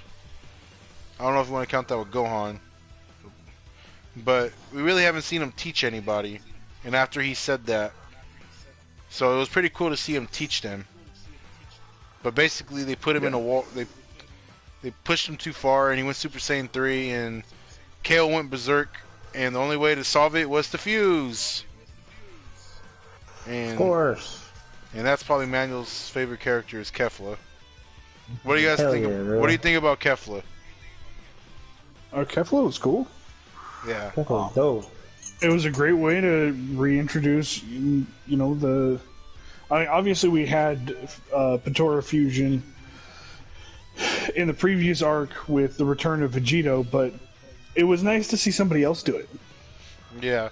And then at that point, they're like, "Hey, wait a minute, that's an outside item," and Zeno's like, "Oh yeah, bro, that's cool, that's fine." And everyone tried to fuse at that point. Yeah. I'm just like, man. But yeah, that fight with Goku, Kefla was really outdoing Goku, and it pushed him into Ultra Instinct again. And he was dodging her kicks and dodging her ki blast and everything, and it led up to the most epic elimination of anybody. Oh god. Dude, when we seen that when Oh god. That was nuts. He grinded that beam like Tony Hawk and just fucking unloaded on her. Fucking Kamehameha, yeah, bro.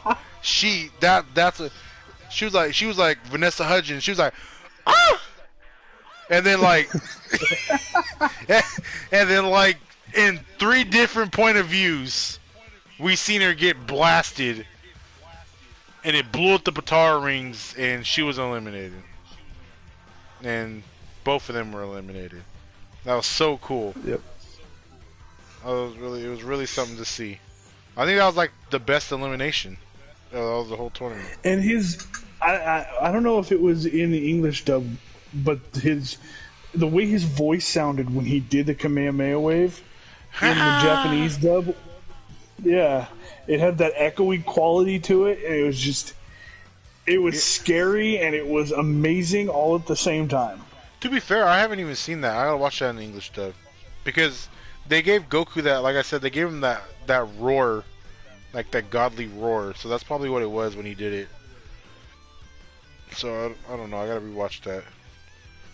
But yeah, so Kefla was gone.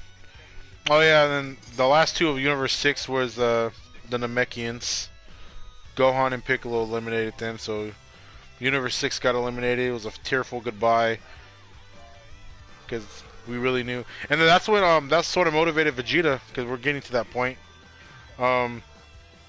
Kabuto thanked Vegeta for everything he taught him, and he got eliminated, and Vegeta was pissed off. Yeah, Now, after we talk about this next fight, though, unfortunately, I'm going to have to get off because I have work early in the morning. Oh, okay. Damn. So you guys can continue, though. We could do. We could wait. Well, we could just save No, it's fine. I mean, we started without Manuel. Let Manuel finish it. Let's see. Don't be real. So what's the next one, basically? So at this point, it's let's talk about Frieza 17 and Toppo. When Okay. how they basically tag teamed him, and then they made him go against his beliefs. 17 was really running circles around him, and they did a beam lock, and Frieza came up behind Toppo and started shooting him with death beams, and he couldn't hold it, and basically he got squished by his beam and his blast in 17s, and his shirt ripped off, and surprise, he's fat, and and it was so cool because Frieza was. That's what I loved about Frieza in this arc. He always had some shit to say. He was making fun of him because they was like, oh, I thought you were a pride trooper. I thought you had all this. Now you're on your knees, and you're basically gonna get eliminated. And then Toppo's like, "You're right. Justice is worthless. It's time for me to give in." And then we find out that Toppo, well, we found out earlier, but Toppo was supposed to be a god of destruction for Universe 11, and he was able to turn into his god, whatever, interim god form, or whatever the hell you want to call it, which looked like a really buffed out version of him. And he beat the living hell out of fucking Frieza. Like, I'm talking about, squished his head like a grape.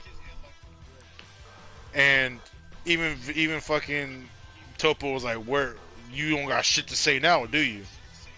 And Frieza was like, basically gasping for air. I remember he punched and then he had that the Hakai energy surrounding him, so nothing could basically touch him, which makes no sense. Yeah, later. and he just starts shooting off Hakais. Yeah, like fucking Machine Gun Kelly, just like everywhere. It's fucking, yeah, and it was disintegrating everything. Like 17 was trying to throw rocks at him, and Frieza was trying to throw rocks at him, and just nothing. Like in that episode, Toppo dropped more Hakais than Manuel does F words in one of ours.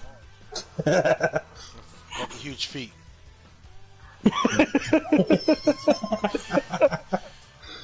and that's when Toppo shot Frieza with it, right? With the Hakai, and Frieza was like, "Ha, this again? I totally beat this last time." And he tried to stop it with one hand. He was like, "Oh shit, wait!" And he do two hands, and he just started, and he just got hit by it. It didn't kill him because he can't kill him, but it really fucked him up. And a lot of people, and that's just basically what happened to Frieza. But even though Frieza got fucked up in this tournament, it really shows you how much stamina he has and how much stronger he's gotten, because most of these shots were kill shots to get him out of the ring, and he rather endured it, came back for more, or just ate it up. And a lot of people said that's all he did was get his ass kicked, but it really showed. Even in the Broly movie, he lasted an hour and a half with Broly, and there's no rules of killing in that one. He could have killed him, but Broly, he survived Broly. So it really shows you how much strong Frieza is. Yeah, but eventually he was just a god of power, and then that goes to. Oh, then we gotta talk about. Can you still talk for this one, Josh, or are you done? Yeah. Oh yeah. Oh, so this one I've been waiting for. So this one.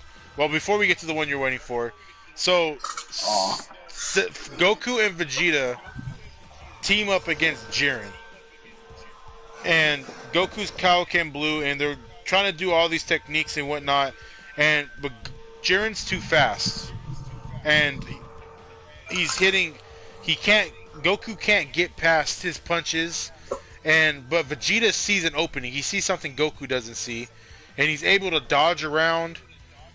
He's able to dodge his fist and able to land an actual hit on Jiren. It wasn't a super hit, crucial, but he was able to land a hit.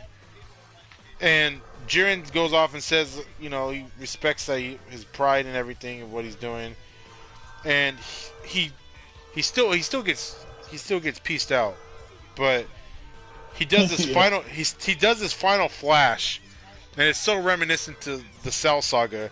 He does this final flash, and Jiren's just like, "Is this your strongest move?" Just like he told Goku, he's like, "Go ahead, charge it up, bro. I'll let you do it." And Vegeta shoots it, and everyone's worried because that's a humongous ass blast.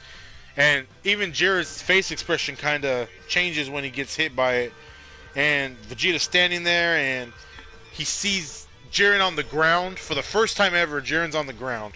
I'm pretty sure Manuel was excited at that point. And Vegeta gets all cocky. This is my favorite part. He gets all cocky, he starts laughing, and then he goes, "Duh!" And then you hear the music, and Jiren's in his face with the blast to his chest, and basically saying, "Laugh again." And Goku's like, "Vegeta!" and Vegeta gets not, and it's like fucked up in a point, because Jiren didn't do this to anybody else. When the hit got eliminated by Jiren, he didn't get stunned like this, but he was frozen in place while Jiren was charging this blast on him. And you hear Vegeta screaming and everything, and he gets hit by it, and he gets sent flying, and he's just unconscious for the time being. So, Josh, as a Vegeta fan, how did you feel at this point? I know that was a tough pill to swallow, because that was rough. It was really rough, because the whole arrogance in Vegeta, that's going back to the regression that the writers put into his character for Super for some reason. Yeah. Because that's, I mean, at the beginning of Super, it's just, it annoyed me a little bit because of the fact that, like I said, they regressed his character. And I just feel like the Vegeta that we meet at the beginning of Super just would not have allowed that to happen. Yeah. And I don't know why. Yeah, and I don't know why they decided to regress his character back to, the level of where he was at when he fought Cell. Yeah. It made absolutely no sense. Power. You see how concerned he is about his family. He doesn't even want to join the tournament. Like, he wants to be there for the tournament, obviously, but he has set this obligation for himself to be there for Bulma as she is in the late stages of her pregnancy. He says he does not want to leave her.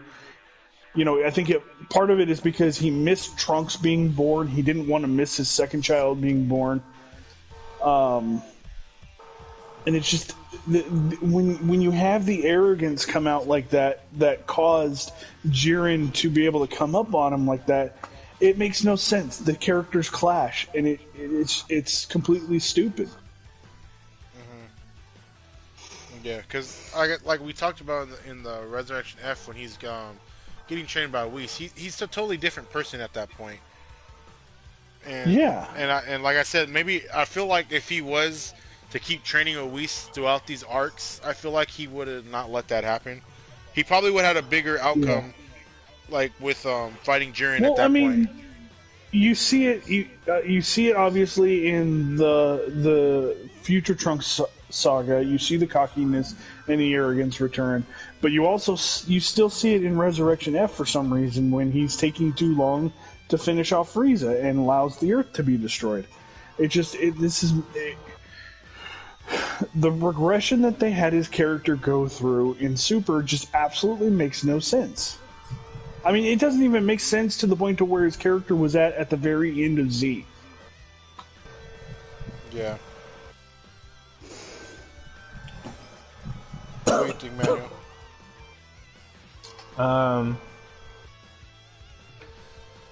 I don't know. Like for me, it feels like they always want to give Vegeta an L. Like it's like compulsory. Yeah, it's like compulsory of them to do it. Vegeta's fucking up. We forgot to make him fuck up this arc. Here it is. Crucial moment right here. Yep. Yeah. But after this part, Vegeta's out. Goku's doing these little tricks trying to fight Jiren. He's like planting like key bombs on the ground. It's not working. And basically he comes back with Vegeta. He regroups with Vegeta, who's comes back from being unconscious. And basically they know this is it. This is the final stretch. And Goku powers up to Super Saiyan. I mean, there's a speech, I can't remember it. I'm pretty sure there's a speech that Goku and Vegeta do about how much they've been through.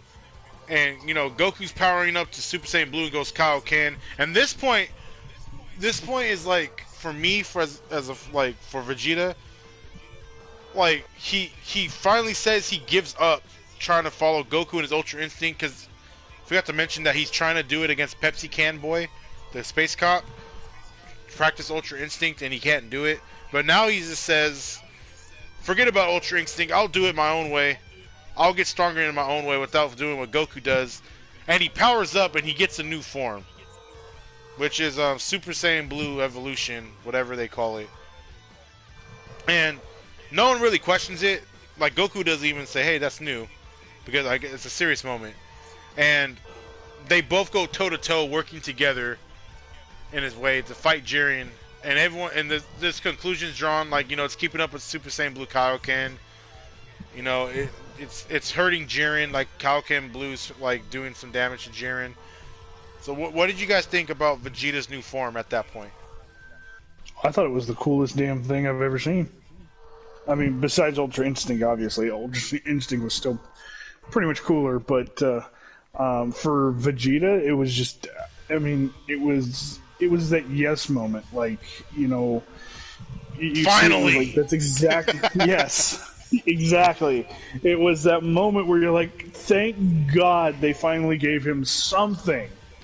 You know, after everything that they had done to him in this fucking series, thank you. What do you think, Manuel? I don't know. Like I appreciate that he's doing his own thing, which is cool. I thought that's something they should have been doing the whole time. Mm-hmm. But I don't know. I was just hoping for it to be like cooler. You know what I mean? Like something. I feel like just like something more different. Yeah. Because he'd already done like the Super Vegeta thing, you know, where he just got like real buff or whatever, and was real slow or something. And I'm like, but that's not really like super unique.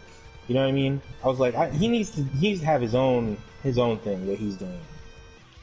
Yeah, because like that's what I feel about Vegeta. I mentioned it before in my other video. It's like I feel because like I told in my other video, when he went Super Saiyan, it's like the same thing when he went Super Saiyan for the first time. He gave up trying to be like Goku. He didn't care anymore. He let it go out of frustration. He's like, whatever, bro. I give up. And he was able. He couldn't hold it back anymore. Yeah, and he was able to go Super Saiyan all by himself. And this is basically the same thing where he's like, bro, forget it. I don't need to know what you think. I don't care what Goku does. He can go Kaioken, whatever. I'm doing my own thing. Now, if you take that and put it in any other arc, if he were to say that in any other arc, would he have done the same thing now? Would he have had this power a long time ago? I don't know. I feel like he would have. And it sucked because... I mean, he should have. Yes. And this probably would have been better to see in the future Saga arc when he's training in that time chamber by himself and he's beating up Goku Black Rosé. This would have been a perfect time for that to unleash that. Or in this arc, because it's all over the place, and you know there's a time limit, and I get it. And there's other characters. We introduced like 100-something characters, and we have to give them on a spotlight. If Goku and if Vegeta had the same way of unlocking this or getting hints of him unlocking this throughout the tournament, and he's training it just like how Goku was trying to train Ultra Instinct when he was going into it. And then he unleashed this against Jiren. I feel like that would have been better because like at this point it's like, oh, we gave Goku something, we have to give Vegeta something. That's how it always goes. Goku went Super Saiyan God, so Vegeta has to go Super Saiyan God. They went Super Saiyan Blue, so one of them had to go Super Saiyan Blue. So Goku got Ultra Instincts. Now Vegeta has to get new form. I feel like they should have like teased it more than him just saying that and then going into it at the last minute. Not saying that it's a bad thing, like it's cool, but they should have teased it more or shown it more or show him having something up his sleeve more. Because I feel like we all thought he had something more to do. I had something up his sleeve more in the Goku Black arc, right, Josh? Because he was training and we all thought that he had something because he blew up the hyperbolic time chamber looking pleased with himself. He was able to back Goku Black into a corner after getting stabbed by him and losing to him. So, like, him just pulling this form out of nowhere after just powering up really hard, I was just kind of, it was like, it was cool and disappointing, like, oh, another form Vegeta gets that we don't get to see happen offside the screen. But for the most part, it was pretty cool, but it was just disappointing how it just came out like that. And like we haven't seen it, and they could have showed him do it in Broly. It would have been perfect for him to do in the Broly movie, because Goku can't go Ultra Instinct no more for the time being, and that would have been a perfect time to show it off and do all that cool stuff, and then get pieced out by Broly, and then they fuse. But I don't know why they didn't show it. And like we only seen it in Dragon Ball Heroes for a minute, but he gets beat up in it, so that doesn't help. So, yeah, it was cool. So now, do you want to talk about your favorite part before you get off, Josh, or? Yeah, real quick. So after he achieves the Blue Evolution form, he goes on to fight Toppo. And you know what? I'm trying so hard to remember how the fight went. But essentially, he's just yeah. I mean, but essentially, he's able to lay down the law with Toppo. Like Toppo is just so outmatched by this new form, and it's like not even his Hakais can do anything. Yeah. And then, of course, he eventually he straight up eliminates Toppo. Yeah, he goes back and uses an old move. Was it Big Bang Attack? No, it was the final explosion from the Buu Saga, which I don't understand why he used that one out of anything, but yeah, he used the final explosion. Oh yeah. Yeah, I don't know why he would use that either. Because, I mean, last time he used it, he killed himself. Yeah, and that's why everyone thought it was gonna happen. Piccolo thought that was gonna happen. He was like, "You idiot, bro." But yeah, I don't know why he chose to do that, because if you think about where they're at in the ring, could that have really pushed him all the way off? He's probably trying to destroy the whole ring too. Like, well, there's no ring anymore. He's gonna fall off. Maybe. Yeah, that was probably part of the idea. Because it would have been cool if he used a new move. Like what if he just brought Final Shine out of nowhere? That would have been cool. That would have been interesting. Or what's that other move he had? Super Gallic Gun. He already has that. It's already a thing. Double Gallic Gun. Oh, there you go. Shoot it out of his feet. He has two of them. He has two of them. Or maybe he somehow merges his two most well-known attacks. The Final Flash and the Big Bang. Final Big Bang attack. We already did that. I know, Big Bang Flash attack. Alright. Yeah, he'd do something. But yeah, he was, and it was so cool because Toppo at this point was this super serious man now because he's a god, a destroyer or whatever. Which I don't know why they let that fly in the tournament. It looked cool, I guess, but yeah. And so seeing the Zenos were just allowing everything to fly. Yeah, exactly. I'm pretty sure they were flying, and he didn't care. But yeah, seeing Toppo get eliminated and him screaming and him being scared, because you gotta remember that the Hakai only works if you're weaker than him, if weaker than the person using it. So that's why the other gods, like how Frieza was able to survive the other gods of destruction's Hakai because he was stronger than him, but Toppo was stronger than Frieza. Now Vegeta was stronger than Toppo. Now that was a good fight for them to do because that fight made sense because they were joking with well, they weren't joking, they were being serious. They were called Toppo called each other the second fiddle, like called Vegeta a second fiddle. So they were both the second in their teams to Jiren and Goku. So it was a good fight for them to do. Yeah. But Vegeta didn't die this time. The reasoning behind it, I didn't understand, but they said the Super Saiyan God powers made him not die, or the power was able to. I don't know, bro. He didn't die. Plot twist. Yeah. He just didn't die in this one, but he was very weakened. Yeah. But yeah. Because he got eliminated pretty quickly after that. But he threw some punches with Jiren, even though when he punched him, he sounded like squeak toys. But Vegeta was weak at that point, and he did do that final flash out of that final flash when he was out of energy, and the send off he had with remembering Kaba and his family and everything was really good too, and giving his last energy to Goku for the final fight. It was a really good send off for Vegeta. Oh, and then really quick before you go, my favorite part of my favorite Vegeta moment is when he was arguing with Belmont, the clown, because Belmont was like, "Ha, yeah, we won. Jiren's too strong. You guys suck. You know, you guys are mortals." And then Vegeta was like, "Bro, shut up." He was like, "Don't underestimate these Saiyans, us Saiyans." He was like, "Look at this. We had about 45 minutes. Look what we did. We broke our limits and blah blah blah." And then my favorite part is when he was like, he told Belmont to bet his life that he was wrong, and he looked at Jiren and Goku fighting, and he didn't bet his life. So Vegeta basically punked the fucking god, and that was my favorite part. He said, "Bet your life on it," and Belmont's like, "Well, they don't tell me bet my life, bro. I ain't betting nothing." I actually don't remember that exchange. I'm a little disappointed in myself. I don't remember that exchange. The only reason why I remember it is because it's in English now. I didn't remember it until I seen it on YouTube. You should look it up. It's pretty good. I retweeted. I posted it on our Twitter page.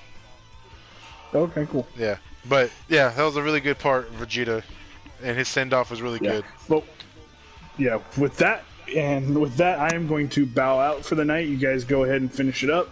All right. And then, I mean, if I didn't have work tomorrow morning, then I'd be down for doing this the rest of the night. We're already 3 hours into this? Yeah, it's the best part. Dude, weren't 3 hours into this, dude. Talking about all the other arcs took 4. Yeah. But where are we? Yeah, when we yesterday, we redid the first 2 arcs, and so the first time we did this, we covered the first 2 arcs in an hour. Yesterday when we were doing this, it took us an hour and a half to get through the the Battle of Gods. No, just for the Battle of Gods alone, it took us an hour and a half yesterday. Yeah, so dang. We got to add in. So yeah, we had a lot more that we had to say. But like I said, with that, unfortunately, like I said, I do have work tomorrow morning, so I'm gonna get off for the night. Right, Take it away, guys, and I'll see y'all later. All right, see you, Josh. Night. Yeah. All right. So after that, where are we? We're on the Goku and Jiren fight, the final fight. Wow, yeah, just Master Ultra Instinct. Yeah, so yeah, he goes back into Ultra Instinct and he's fighting it off. And this is kind of cheap on the Animator's fight, because he goes Ultra Instinct against Jiren. Well, before that, he has this moment where Vegeta gave Goku his power, his energy, and Goku's trying to fight, but he's finally tapped out, and Jiren's about to eliminate him, and he remembers everyone in the back of his head. Like, everyone's saying, "Goku, Goku!" And then he remembers what Vegeta said, and then he goes Ultra Instinct, and finally lands a huge hit on Jiren. But after that, it's mostly them just duking it out. He tries a bunch of moves that he already tried. Like, he tried to eliminate Jiren the way he eliminated Kefla, by charging the Kamehameha and jumping from boulder to boulder. Jiren's like, no. And they push him to the edge to where Jiren's throwing down punches down towards him, and Goku's blocking him, but he can't get out of it, and he's on a piece of boulder that's breaking. And then that's when he snaps, and he's like powering up and everything, and he's finally pushing Jiren back with punches and everything. Everyone's astounded that someone's pushing Jiren back, and that's when he's like absorbing all the heat. I guess I don't remember what it is, but it's like his energy. I don't know. He's breathing in and absorbing all the heat, and Jiren and Belmont the clown is just like, "Dude, get him out of here!" And so he's charging the blast and he shoots it, and then it's like silent. And Jiren's watching, and he's slowly turning around, and Goku's behind him and has the blast in his hand. And it was so cool. And he just like tosses it, and it disappears. And Jiren tries to fucking punch him, and Goku backflips out of it and lands a bunch of hits we didn't see and almost pushes him off the ring. How did you? What did you think at that point when he was doing all that? Like, we never seen that part. I know you're excited. Bro, I was so for it, man. Like and like, not to give any, like, I mean, I guess we are gonna talk about it, but like it eventually came to where like he ran out of Ultra Instinct again, you know, and they had to like pull some other tactic. Like I was really ready for this to be it, you know, because when he went it the first time, you know, they said the thing about him not being able to like throw punches, but he was just able to like dodge them all or whatever. Yeah. And then here he was finally hitting on Jiren. I was like, thank you, finally, like this has to be it. It's got to be over. Like, made him bleed at one point too. Yeah. Yeah. It was really good. It was really good. And then like that's when you see that Beerus asks Whis, did he finally do it? And Whis is like, yep. He's like, did he master it? And he's like, yep. And then at this whole time, Goku's like cloaked in this aura, and you don't really get to see his body or anything. And then it starts peeling off, and his hair is white, and he's finally mastered Ultra Instinct. And this is where the tournament just goes. It's basically downhill. There's like minutes left. Goku is like beating the shit out of Jiren, and Jiren gets mad, and he goes into buffer Jiren. And I agree with you. This is why I don't like Jiren either. I mean, he's okay, but he's not the best, and he is kind of boring. But it's like, all right, how stronger can, like, I swear you said he was going all out in the last time, and now you're saying that this buff shirtless Jiren is where he's basically, his aura is flames, is like his 100% full form like Frieza. And I'm like, bro, is this just like a light switch with him? Like he's just turning on all the lights now? But it didn't matter. And then they have a little brief exchange where Jiren is saying like, bro, dude, like what you're fighting for is stupid. Justice is stupid. And he's like what Toppo said. He's, I don't care about anyone up there on the stands. And they're like, what? And he was like, you shouldn't care about them either. And he tries to kill everybody in Goku's team, and he shoots a blast towards them, and Goku like deflected it, and that's when Goku got pissed, and that's when the unholy ass whooping came upon, and he was like, "You don't mess with my friends," and he like punched Jiren. It was such a cool freeze frame moment. It was like, "Duh!" And then like it showed Goku's face, and Goku was pissed, and he's like, and it's like so cool because like Jiren's just like in like fight or flight, bro. He was just like, he was trying to punch Goku. Goku was like flipping around him. It looked like they were wrestling. It was like he was throwing him. He was like suplexing him, throwing him on the ground, kicking him, and then he finally launched his huge ass Kamehameha wave. And just to hear Jiren scream was the best moment ever. It was different in English dub, but in Japanese, it was like a high pitched scream, like he was a girl. Like he was like screaming. Yeah, I actually watched it in Japanese because like when I got to the end of the dub, when I was watching, I was like, I'm not waiting for this. I'm not waiting for this. It was taking too long. It wasn't simul dub like they said it was supposed to be. So yeah, that's Japanese, and I just went all the way through it. Yeah, and basically Jiren admitted he was beaten, and I thought, and like you said, I thought it was the end too. I was like, bro, he's done. Like, this is over. Goku finally won. But then, all of a sudden, you know, plot twist. I guess, since Goku's body isn't ready for, like, that amount of power, of, like, godly power, I guess, his body just didn't accept it. And it started, like, he, like, basically started to have a seizure. Like, he was on the ground. He couldn't get up. And everything, and everyone's like, get him, kill him, and Jiren's like, nah, bro, that's not fair. He just whooped my ass. And it's, I don't care. Get him out of here. And he's like shooting him. He's about to shoot him. He's like, all right, Goku, man, I wish this was different, but I really got to get rid of you now. I'll never forget you. He's like, I hope you come back someday. And he fucking shot him off the edge. And I know I was watching this with Josh because we were watching on Funimation through like PlayStation chat because some days he had to work overtime. And I was screaming. I was like, you motherfucker. I was like, you still lost. You're done. I was like, because like at this point we're reading spoilers. And oh yeah, speaking of that, the spoilers leading up to this one, because there's translations, they actually said Goku got eliminated in the spoiler. And I don't know if they changed it or if it was just a fake out, because at this point, this was the end. There's only 2 episodes left at this point. And it said Goku got eliminated. And I was like, oh, it was true. And I was so hurt. But then as Goku's falling out of the arena, a rock hits him. And he falls back into the arena. And Jiren's like, what the fuck? And you see Frieza. And Frieza's up there. And he's like barely out of power. Like he's like huffing and puffing.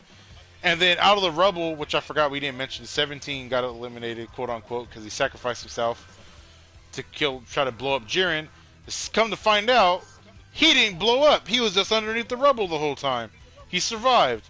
So now, there's 2 people left versus Jiren, who's already been defeated, with like seconds, like 45 seconds. I'm pretty sure it was like around that time. A minute, even. And everyone was scared. His team was scared because, you know, there was they could literally run away from him if they could. So Frieza and 17 try to fight him, and they actually do a good job. They actually get him back on his knees, and Frieza just like Toppo, Frieza had to say something. He was like, "Look at you all, almighty looking ass," and he was like, "Your friend." It was like, "You failed your friends," and he was like, "I don't got no friends." And Toppo's like, "I'm your friend." I kid you not. It's like, "I'm your," and I don't know why out of everybody, Frieza let them talk. So Frieza's standing there with Jiren dead to rights, and Toppo's giving this big ass speech like, "Think of everyone here." He's like, "We see you as a friend. We're your friend." He was like, "I have friends?" He's like, "I have friends!" And he powered up even stronger. His final form. I was getting tired of it. And they're pushing 17 and Frieza back, and they're trying to push back his... I don't know what the fuck he fired at him. It was just his aura, I guess. Pushing him back. And the 17 got the barrier up, and the barrier is breaking, and then all of a sudden, Goku gets up, and he's like, "Hey guys, I'm here." And he's helping them. And this was like one of my favorite parts, because you get like something from Frieza that you never get from him. Like they're talking about, Goku's talking about how Jiren's so strong, and I can't believe he got there without anyone's help. And Frieza's kind of like looking at Goku like, "Bro, you better not hype this man up." He's like, "Do you remember what you promised me?" And Goku's like, "What?" He was like, "Do you remember what you promised me?" And Goku's like, "Yeah, for you to come back to life." He was like, "And I'll keep my promise if you keep yours, and you already know." He was like, "If you don't keep your promise, what will happen?" And I feel like Frieza sort of said that to Goku, kind of to snap him out of it, to like, and like you see, like Frieza becomes like, he's not a good guy. He's most definitely not a good guy. But you see him change a little bit from when he came back in the other season, and he wanted to kill Goku, to getting killed, to being recruited, and he's actually teaming up with Gohan at some points, and he acts like he's on Frost's team to trick him, which I don't think he needed to do that, but he was acting like he was on other teams. He was helping Gohan fight. And, you know, it's a whole different like Frieza we've seen, and I really like that part. And even 17 picks up on it, because it was like, "Are you guys gonna kiss and make up?" And then Frieza's like, "Over my dead body." And then they finally all together push Jiren back, and it was such an amazing scene. And then this part, the final fight, the fight around the world. I'm telling you, this shut down Crunchyroll. Like, YouTube was like broken because people were streaming it on there. Like, like everything was broken. Like it was lagging when I was watching it. And even like, you can go on YouTube right now and type in Goku versus Jiren reaction. You'll see people in Mexico, streets flooded, people screaming. Like, this was the fight. And how did you feel at this point when watching this? Like I had like freaking like blue balls, honestly. Like I thought this was gonna be over 3 times already, and like it just keeps happening. I'm like, oh my god, just kill this man. Just end it. Accidentally. Do it for the universe. Yeah, it was very, because I'm pretty sure at this point there was seconds left. I'm pretty sure. And so Goku and Frieza are actually working together for the first time ever, where Vegeta and Goku can't even work together. And when Vegeta sees this in the stands, he's even shocked. And they're Naruto running to Jiren, and Jiren's fucking running to them, and they're doing, it's like a bunch of combination attacks and teamwork. Goku throws Frieza at Jiren and does his level 3 from fucking fighters, and fucking slams him into the ground. Everyone's like, he's gonna eliminate each other. Frieza's gonna eliminate himself to get Jiren out. And Jiren's like, bet! And he like does a sit-up and pulls Frieza up back into the arena. And Goku's like flying down screaming, and he's trying to go Super Saiyan, but he fucking can't. And 17's running around and trying not to get hit by them, shooting ki blasts at him to help. And then like they both, Frieza and Goku, I don't know how they're doing this without flying, but lift Jiren up in the air, and they're like powered up as fast as much as they can. And Jiren's just like, so this is this power of Universe 7. Their trust. And he's like in awe. And Goku and fucking Frieza, I guess they power up to the point where they finally destroy all the arena that they're standing on. And they fall out of bounds. And 17's the only one left inside. And Goku and Frieza fall into the stands, and then so does Jiren. I was never so happy. Like, Josh was like, wait, this can't be it. And I'm over here already celebrating. I'm like, they did it! I'm like, they did it! And he was like, wait, we didn't see Jiren yet. And then, like, right after he said that, like, Jiren fell from the stand. And Toppo's like, my love! And then rushes to him. Yeah, and so it was like, and at that point, I'm just like, what's gonna happen now? Like, because everyone thought the Archangel or the Archpriest or whatever you want to call him was evil, and we're like, so what's the catch? But there was no catch, and they're getting eliminated, and Goku's like, I want to fight you someday, and Jiren's like, I guess, and then got eliminated. And they were just left to them, and they were finally done, and they made a wish, and the wish was to bring all the other universes back. And then, fun fact, well, not fun fact, well, comes to find out, that was the only wish they could have wished for. I was gonna say, I'm like, well, there was a catch somewhere. I remember there being some kind of freaking. They could.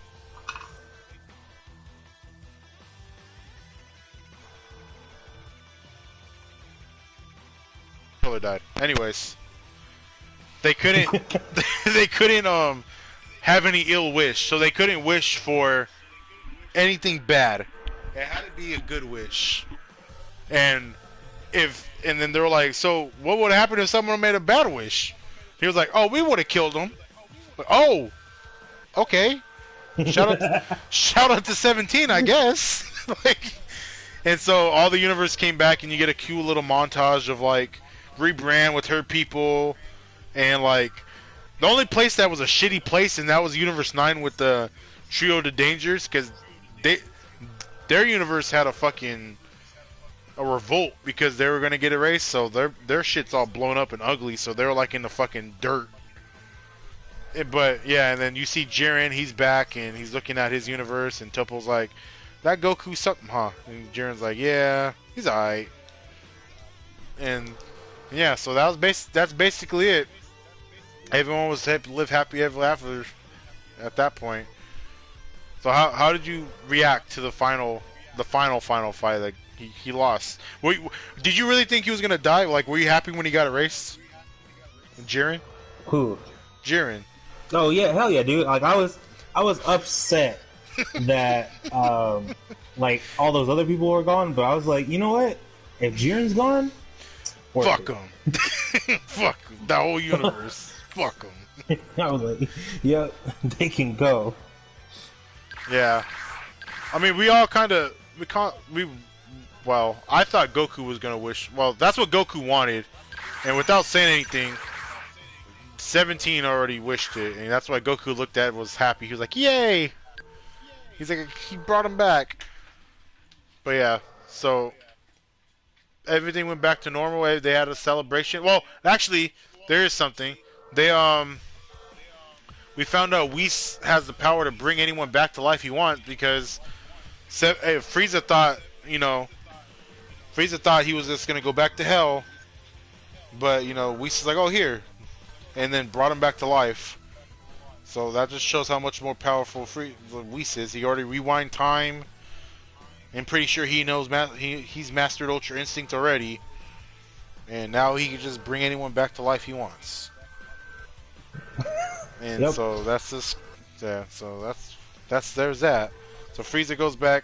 Well, you see Frieza go back to his freaking little troopers. yeah, and he's like, "Well, I'm back, baby." Bro, how many of them are there, dude? Like, they've killed so many of them. Yeah, I know. Who just recruits to that? Like, who wants to join the Frieza Force? Oh, I do. You sure, bro? Because we have a very, very low success rate here. High mortality rate. Yeah. Can't get insurance here. Yeah, that's just a waste of money. Yeah, but so Frieza gets that, and then I'm trying to remember if anything happens. Oh yeah, then Kefla and then Caulifla and Kale, they're all brought back. I'm surprised they brought Frost back. I thought that would be the only person that wouldn't come back because Zeno made sure he got erased because he tried to cheat again. Mm-hmm. But you see him, he's brought back too with all them, and they want to go Super Saiyan 3 with Kale and Caulifla. And why do they want to go Super Saiyan 3, dude? They're Super Saiyan God now. dude, she That's just the form means she wants to nothing. go in form. She doesn't want to skip anything, though. She want to be like Vegeta. She wants to know all of them. She wants to catch them all. That's all. Yeah, She's gonna go Super Saiyan 4. Yep, that would be cool. They should make her do that. Be like, oh, how'd you do that? I don't know. I just did it. Yeah, but that's basically it. That's basically everything. So, how did you feel about? So, I know you weren't here for the rest of it, but how do you feel about Dragon Ball Super as a whole? As a whole? Yeah, like all the arcs together. We didn't talk about the Broly. I mean, we talked about the Broly movie already in a different video. You were there. I think you were there. Yeah. Well, it was kind of weird for me because like it felt like it was drawing from different places in like Dragon Ball's history. Like for Dragon Ball Z, like a majority of Dragon Ball Z feels like not at all connected to Dragon Ball. Mm-hmm. You know what I mean? Like Yeah. the tone is just different. Like everything's different. Like this one felt like it had like a little bit more connection to Dragon Ball, but also like just with the stuff that was happening, it felt like way out there, you know. And like this is kind of what I expected to happen, you know, because they have to keep amping up the power levels and like up the stakes and everything. And we already had like people who blew up planets and whatever, and in the movie Broly was blowing up galaxies and whatnot. And they're like, yeah, well, the whole universe is at stake now. There's a whole bunch of people out there you ain't even met yet. They're all gonna die. And yep, and like, so it makes sense, you know, like it fits. There's like some parts that I'm not like super happy about. Like I wish they were just better, but like overall it was pretty decent. Yeah, I liked it. I liked it. Like there are issues. Like I feel like one of the issues is I feel like they need to start focusing on everyone else and not just Goku and Vegeta, right? Like everyone needs to get their shine because there's so many anime out there at that time and now in present day where everyone gets their shine. I'm not saying everyone should be the same power level. Of course they can't do that, but everyone has to have their shine or new move or new like technique or something, and they have to stop relying on Goku and Vegeta for everything. Like they have to show out in their own way, and that's only discipline on themselves. Like Vegeta and Goku had to be trained by gods, or have to be accept to be trained by gods. Like they can go out and get trained by someone too, or they could try to at least. Whis could train them or whatever. They could train each other. Goku can train them. Vegeta can train them. There's just stuff breaking their own. You know, because I enjoyed for like a majority of Dragon Ball Z where like the rest of the Z Squad was like a step behind, you know, the main players. Like I mean, like Piccolo was kind of up there for a majority of it because you know he kept fusing with people and like he would be like on par with the villain, but then the villain would be like would like power up a little bit more and he's like, oh well, shit, I'm useless now. Yeah, there's no more people to eat here. But like the rest of them would like after the Saiyan Saga, they went and trained with or was it before the Saiyan Saga? No, it was after, right? It was after the Saiyan Saga. No, I think it was trained with Popo. Yeah, were they trained with Popo? Yeah, that was before because that they showed them what the Saiyans were to get a glimpse. They went back in time somehow. I don't know how the fuck that happened. Oh, you're right. Yeah, and they fought the Saiyans as just like the primitive state. But yeah. Yeah, and then yeah, see exactly, bro. They can do that, and then they got fucking the hyperbolic time chamber, dude. They could literally give up 2 days to be 2 years or whatever, you know. They don't have no jobs, so what the fuck are they gonna lose? So you know what I mean? Like, I mean, Krillin has a family, but other than that, fuck, dude. Like, they could spend a couple years in there. They can really, like Vegeta does. I mean, and Vegeta has a fucking whole family. He stays in there for years, so I'm pretty sure everyone else can do it. Yeah. But and you know what? And I also don't. And I feel like, and then we got brought all these characters from other universes, and like you said, it's bringing on those characters. We don't have time to get backstories or more time with them, and it's scary to think that we might not get time with all of them. Like we haven't seen Kale and Caulifla in the Super manga yet. And Vegeta's supposed to go back there to meet, you know, see them. Like that was promised in the anime and in the manga, and we haven't seen it. And it's just scary that we might not get to see all these people again, or get to see their backstories or who they are, or you know, whatever. What I'm hoping is that they sort of pull a DC universe and like combine Universe 6 and 7 together. Because if anything, like I love Brienne in them.